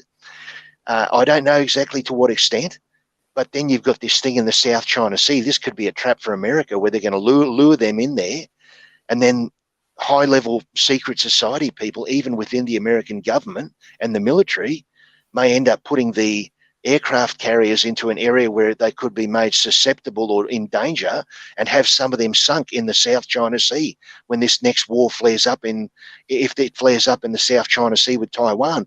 And a group of nations there, I'm not having a go at these nations. I don't know if this video is true. I saw it about 2 or 3 months ago. They said in November, we're in November now, I think it is.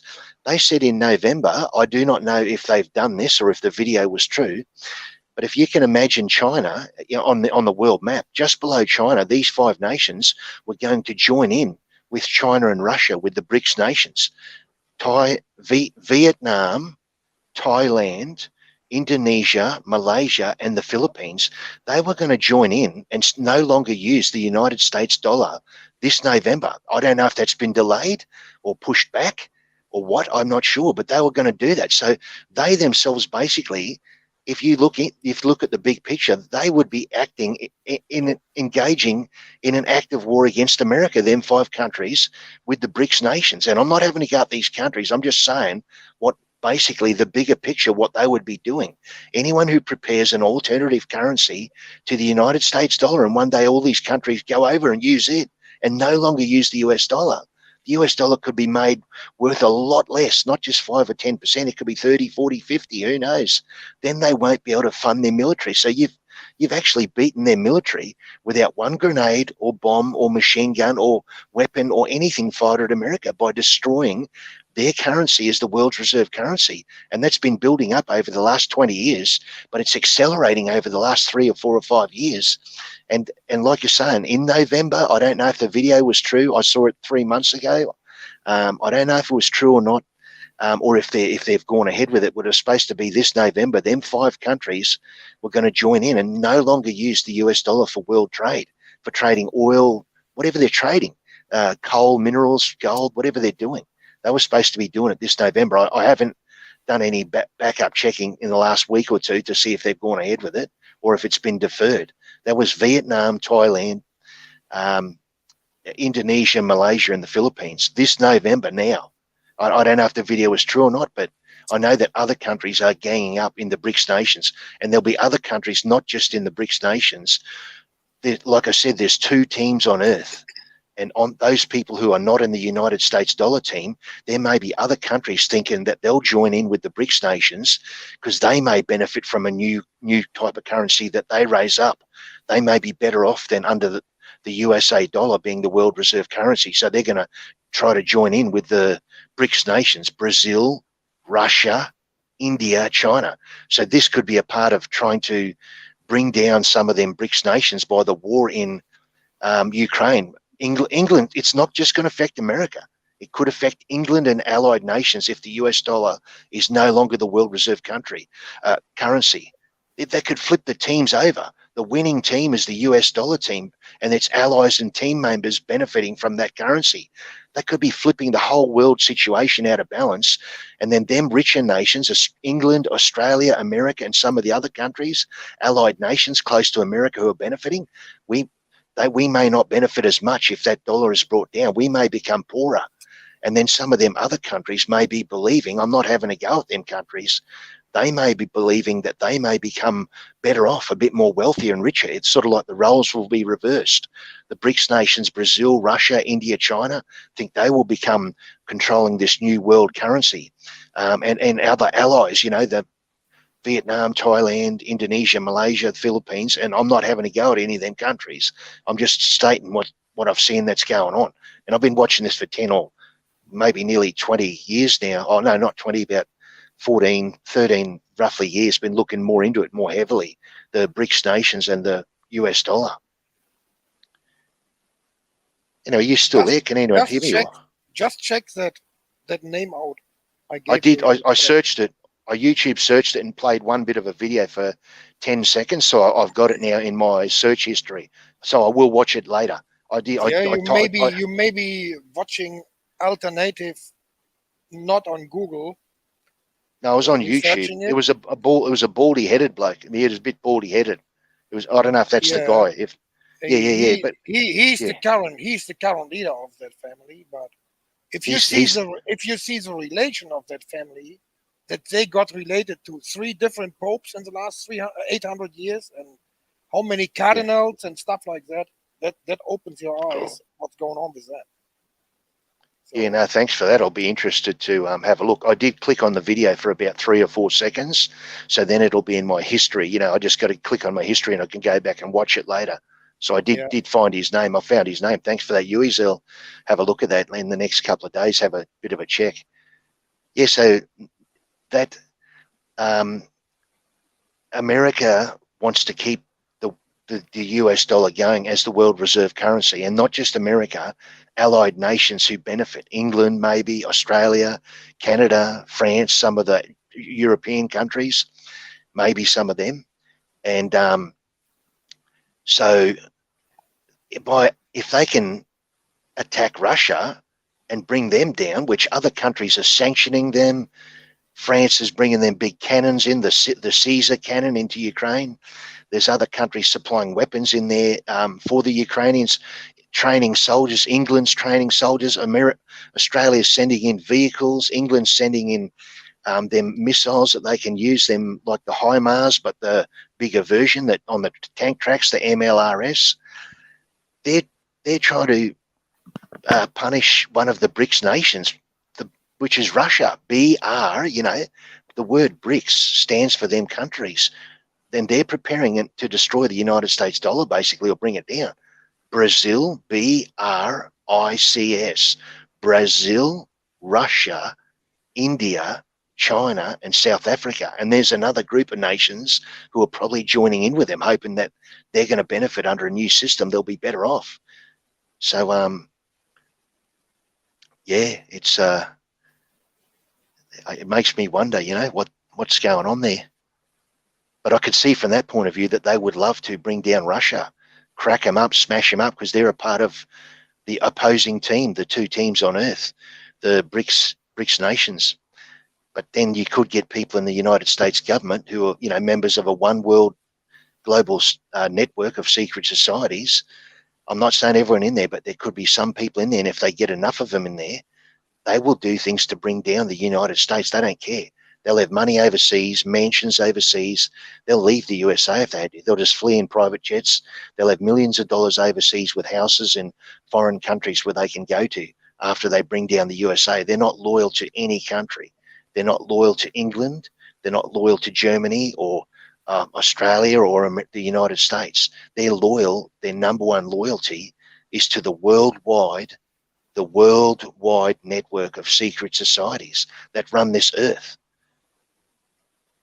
Even enemy countries, like this Jesuit said, you can get one country where they're yelling, one world leader's yelling at another guy across the ocean, waving his fist at him, saying, you, this and that.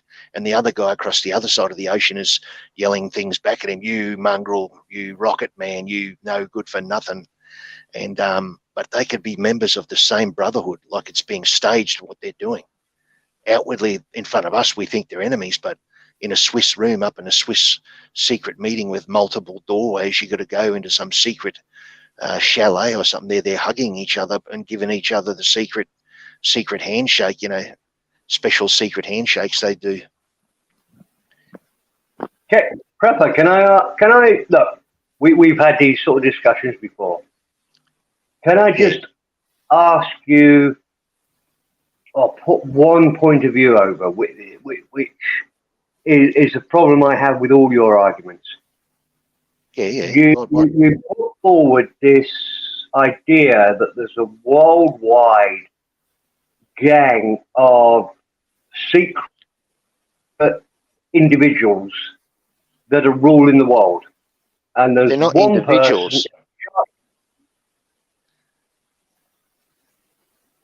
You keep going. Sorry about that. That's okay. You said they're individuals. It's a worldwide network. They're a group. They're together. They're not individuals, independent. They're one group. Keep going. Sorry for interrupting. That's okay. But to make a group, you need some individuals to make that group. It's got to be people. Yeah, but just be careful saying individuals, because you could put it into the mind of the couple of people in the audience that, you know, that it's not a worldwide network. It's not a thing that's working together. You know, you got to just be careful. Yeah. Yeah, but keep going. Yeah. Okay. So we have people that are part of a secret group, and it's worldwide, and in charge of this worldwide group of secret people is one man, the high priest or whatever you call him. The Jesuit general. I just looked up the current one before. I looked him up. Okay. Now, although what you're saying is perfectly feasible, perfectly possible, what you're not taking into account in that is that an idiot like me could be part of that group. And when I get upset by something that happens within that group, I'm going to tell everybody. Just like happens in the mafia. The mafia is really good at keeping people quiet and keeping things secret until it all goes wrong. And one guy who's quite high up stands up and says, that guy did this, that guy did that. Give me police protection and I'll tell you what everybody else does. How often did that happen? How often did that happen? Let me finish. What you're asking us to believe is that within this secret gang of people, and we're only talking about people, you're not talking about superhumans, you're talking about a worldwide group of people. Nobody spills the beans. Nobody says, oh, this is happening, this is happening, this is happening. Because the police, they control the police and judges. I laughed when you said, oh, no one's gone to the police. I laughed. I had a little chuckle then, because they run the police, all the senior police, all the senior police. I didn't say you said something about You said something about why I haven't didn't say they the gone police. to the authority? Well, you said something about why No, haven't they why gone didn't and they speak told out? someone? Speak out. Yeah, well, Speak out. well, that's I had a little laugh to myself because they control all the police, all the high-level police commissioners and the Speak judges. out. On YouTube. Speak Hey? out. That's what I just mean. Just speak out and say, write a book. Go on YouTube. Tell your story. Some of them probably have, and they've been killed. Some of them. Well, they yeah, know. They know. Maybe it's happened, maybe it hasn't. Well, Alberto Rivera came out of the Jesuits and he spoke out. I think the big problem is you have more faith in people keeping quiet. I don't think anybody would keep quiet about it. If you're going to be killed, if you're right up at their level, at the high levels, I've only got 3 months to live. I'm going to tell the story and get £20 billion book deal out of it. £20 million book deal out of it.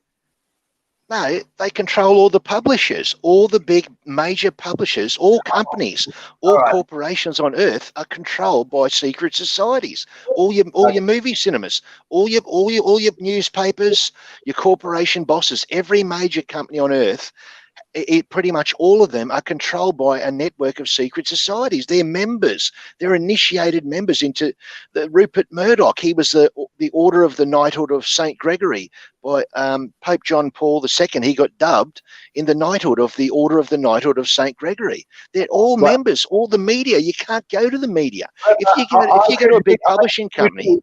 I could release something on YouTube now, and I'd tell everybody to record it. And I could give all the inside story of the Jesuit whatever, and that would be on everybody's computer within minutes. Yeah, and how many people you reach with that? How many you reach with that, Steve? They'd shut it down. You reach maybe in good if you're really good, you reach 5 million of 8 billion. What do you think would that? What do you think would that change? Nothing.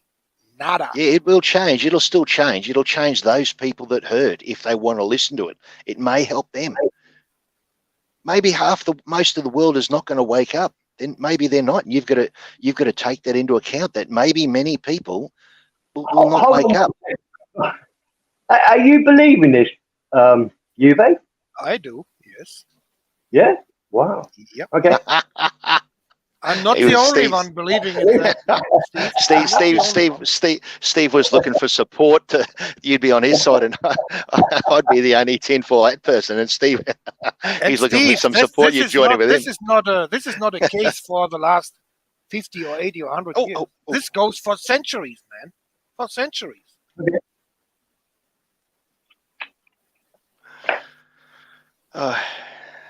Well, I don't know what to say. I'm sort of speechless, really. The problem is, it's like with the mafia. The rats doesn't survive. How many mafia rats survived? How many? Not too many. Can you understand, Steve? I'm not asking. We know all the story of the mafia. We know how the mafia works. We know that the mafia gets more money than the Fiat motor car factory in Italy. Yeah, we know this organization is nothing else. We've got movies about it. We know everything that goes on in the mafia. And we all know in the mafia, as soon as you speak, you're dead. Whether you're in jail or whatever. Exactly. On this organization is nothing else. It's like a mafia. About the mafia. No, not necessarily. Not necessarily. If they'll kill you before you speak, before you get to the courthouse, they'll kill you. Some people have spoken out. They've got people in America who've gone along with the FBI and CIA. They've done a bargain with them. As long as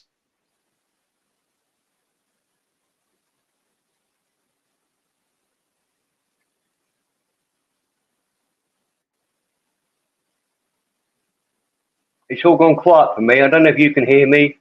No, I can't hear anything. I can't hear Prepper anymore.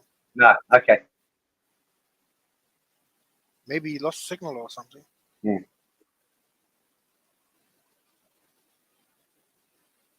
No, he's gone.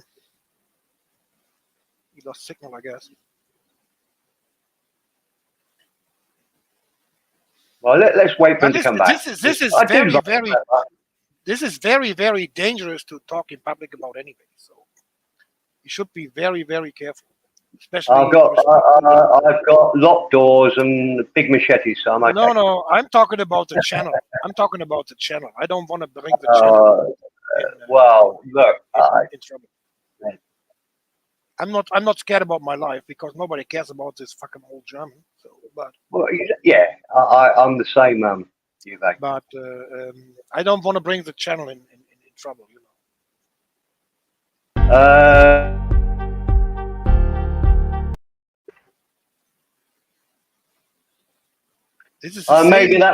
Maybe that was a warning from Andy saying he agrees with you. I don't know. Probably. So. Well, what are we talking about now?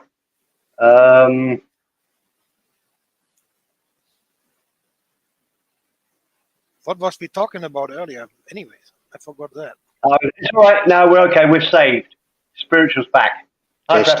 Testing. Yeah. I don't know. Just dropped out. But hey, Steve. Do you understand? I'm not asking you if you agree with what I'm saying. You may totally disagree, right? But all I'm asking you is, can you basically understand, what I'm saying to you? That Absolutely. Yeah, that's right. And even if you disagree with me, I'm not upset. I don't think I think you've got the wrong basis for why the world is controlled by a few individuals. I don't think it's a Jesuit thing. Yeah, that's fair enough. That's fair enough what you think. But I've looked into it for about 30 years. What's that? I think it's much more commercial than that, much more financial than that. Well, all the corporations, every corporation in the world, most of the CEOs are members of the secret society network. So when you're thinking, I'm not having a go at you, but when you're thinking it's more commercial than that, most of the CEOs in the world, the biggest corporations on the planet, they're all members of this secret society brotherhood. High-level Freemasonry, the Illuminati, Skull and Bones, they're all members of these societies. So that... Okay, well, let me give you a shocking... What about Elon Musk? I don't 100% know about him. I haven't done that much research about he's arguably one of the 2 or 3 richest people in the world. Yeah, but I've heard, I don't know if this is true, but the rich list, where they give you that list every year and say, oh, Bill Gates is the richest and this person is the richest. I've heard a few years ago that that's just a fake list that they put out there for all of us people in the public to look at. There's actual families behind the scene. I don't know if it's one of the families that Yui told me about, this other guy, but there's other families behind the scene in Italy, the Borgias or these different families, which are way more richer than that crappy little fake rich list that they put out, saying the richest man in the world, that list that we get told about on our news channels every year. There's families that are way more richer than them, like who knows, hundreds or thousands times more richer than Bill Gates and all these other ones. That's just a fake little list to distract our attention onto them people. You could be 100% right in what you said. But you started it by saying, I've heard. Yeah, well, you hear something. Everyone hears something. Most of what you say is, I've heard, or somebody told me, or whatever. That's the same as you. If I said to you, my wife can fly, please believe me. And you said, well, no, people don't fly, Steve. No, they do. They do fly. They do fly with wing suits, and now they've got rockets. They've got little jet engines, and they can fly. They can fly. Okay. But I know what you mean. Yeah, I know what you mean. Right. Yeah. You are right with that, Steve. We don't have any proof, and we will probably never have any proofs. No, there is proof. There is proof. We will never ever. We will get by that. No, there is proof. There is proof, man. I got you can look at the Australian government house and America, Washington, the streets of Washington. It's designed like the United States $1 bill, the pyramid with the all-seeing eye.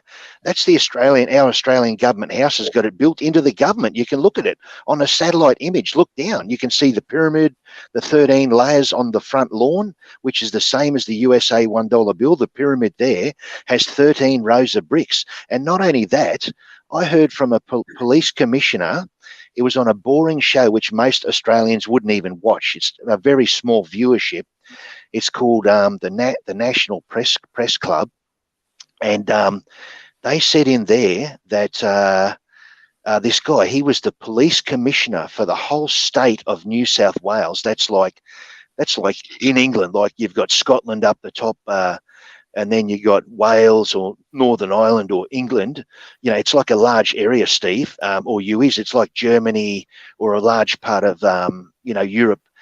This guy was the police commissioner. And on that show, he said this out of his own mouth, man. This is not me making it up. This is him in about a 1 hour speech talking to all these rich business people and that sitting down drinking wine at their tables. He was the guest speaker, and he was the police commissioner, Tony Lau. He said that 10 out of 25 Australian prime ministers were Freemasons. 10 out of 25 is 40% of them were Freemasons. But they're mainly in the liberal national government, right? Like in England, you've got the two sides of government. You've got the Tories and the Labor or whatever it is. There's sort of two major parties. In Australia, we've got two major parties, and you've got the Liberal National. They're mainly like the Freemasons, but then the Labor government, you've got another organisation called the Fabian Society. And when he said that 10 out of 25 Australian prime ministers were Freemasons, that equates to about 40% of them. Well, then if you take into account the other group, the other major party, which is Labor government, they're not going to be Freemason. They're going to be Fabian Society. So if about 40% of them were involved in the Fabian Society members, you've got about 80% of them were all members of secret societies, which may meet at the top at higher levels. They may join together at their hierarchy levels, not known to the low-level members at the bottom. So that's evidence. There's a stack of evidence out there to show you this information, that they are members of these societies, man. I've looked into it for years, for 30 years. I've only looked at the US dollar, the BRICS nations for the last 13 years, more recently when I moved back down to the city. But I've been looking at this stuff about the Jesuits since 1987, about the Jesuits and the Freemasons and all that stuff. And I've watched tons of stuff, things that people wouldn't watch, like that show, that boring show that I told you about on our Australian government channel. I actually rang up the ABC. Like in England, you've got the BBC, the British Broadcasting, and DW in Germany, UE, Deutsche Welle or whatever. In Australia, we got the ABC because we were colonised by England, the Australian Broadcasting Channel. It's like our main government news. And I rang them up and I got a copy of that DVD. I paid them money to get a copy of that show that I saw on the TV channel where the ex-police commissioner, he said, yes, and certain astronauts have been Freemasons and some American presidents, and 10 out of 25 Australian prime ministers were Freemasons. That's what he said. So I bought a copy of it. Most people wouldn't do that. I'm some crazy guy out on the edge that looks at this information and studies it up. Most people aren't looking for this. They've got their head down in the English Premier League, and I'm not having a go at them. You know, they're watching the Australian Rugby League like fanatics. They've got no time. They're not looking at this alternative information. I'm watching tons of it. I talk to people. I've met people to confirm this information over the years. Random people I've met. I didn't even, I found out a lot of stuff, man, from different people I've bumped into, and that information I've looked at.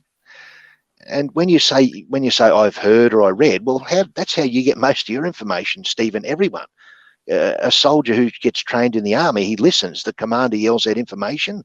He pays close attention and is trained well, and he's effective on the battlefield. He'll be safer, hopefully, to do his job. That's how everyone gets their information. There's nothing wrong with hearing information, but like I was saying, not all information is true. And there's a thing out there where they put out this stuff called misinformation. The people who are running the world on purpose will put out smoke screens to cause everyone to be in confusion, to spread their focus, so they can't focus in on on the Vatican or on the Jesuits running the world. They'll create a big, broad smoke screen to distract their focus off one focal point to know where the power at the top of the pyramid is. They'll stretch their focus out really broad in a wide array, and they'll never really know who's at the top of the pyramid. They'll have all these different groups, the Bohemian Grove, the Bilderbergers group, and all this and that, these different meetings, the Club of Rome. On purpose, they put that out to get a lot of people who are trying to wake up. They're trying to find this information. They'll tell a certain amount of truth, but they will not point them to the top of the pyramid if, according to Alberto Rivera and others, the Jesuits are secretly running the world. They've been kicked out of 80 countries. Russia kicked them out years ago, but they may be back in there now through the religious leaders. Like they may have people in there working in Russia, but 80 countries in the world have thrown the Jesuits out of their country for mingling in their political affairs and their governments.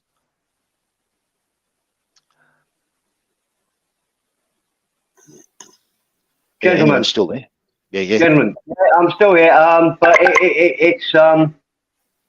it's disappointing news. I know for some of you, because it's still daytime for you in various parts of the world. But I've just had a message from the guy running the stream. He said, "Can we end it now?" Because he wants to go to bed. Yeah, for sure. Yeah. Thanks. On behalf of Zounds, what do you like the new name, Spiritual? I don't care, but it makes it confusing if they change it too many times. It makes it confusing too. Want to get away from all the global stuff. So anyway, just wanted to ask that. So what we're going to do is it's going to close down now, and we'll be back hopefully early in the morning. Thank you, Prepper, Juve, and obviously everybody in chat. It's been great, honestly. Super night. We've had 3 or 4 nights now streaming under this new name, and they've all been great. And most of that is down to all you. Contributed to the panel. Thanks. Prepper, it's lovely to see you again, sir. I hope you don't think I've got anything personal against you. I just like having a good discussion with you. Well, we can all learn. That's how we learn stuff. We discuss and we talk to each other. That's how we can all learn information. Exactly. And thanks to Andrew or whoever the guy was in the background running the channel, keeping it going, letting people on the panel. Thanks to whoever that is, and thanks for letting me come on. It was good to catch up with you, Steve and Yui's. Both of you have a great week. Steve, I found a good book I might have told him about the other week called The Survival Garden, which talks all about growing sweet potatoes and corn and beans. It's an exact book showing you if a war breaks out, it shows you the exact vegetables, what you would need to survive in a war, like the calories. You need a certain amount of calories each day. She's an American lady called Signet Brown. That's not her real name. Her last name's Brown, but she had a pseudonym for her author thing called Signet. Like it's a baby swan, I think, Cygnet. I'll tell you about it next time on I've told him once on here a couple of weeks ago. I might tell you more about it again on another show. I'm sorry we're closing now. You're always welcome here to come on and chat to us. All right, have a good night. Steve, Yui's have a good night. Anyone still in the audience, have a good night in the audience. And thanks whoever's running the panel in the background, running it all, letting us on the administrator. Thanks a lot, whoever's there. Yeah. Have an awesome week. Chat Prepper, but the man behind the scenes here has just said, "We love you, Prepper. Don't be a stranger." There you go. Take care, mate. Have an awesome week, Steve. Take care, mate. Sorry. Yui's have a good week. Yui's, everyone in the audience have a great week in the audience. And thanks to whoever's administrator running letting us on and off. Have a great week, everyone. Take care, guys. Thank you, Prepper. See you, mate. See you. See you, mate.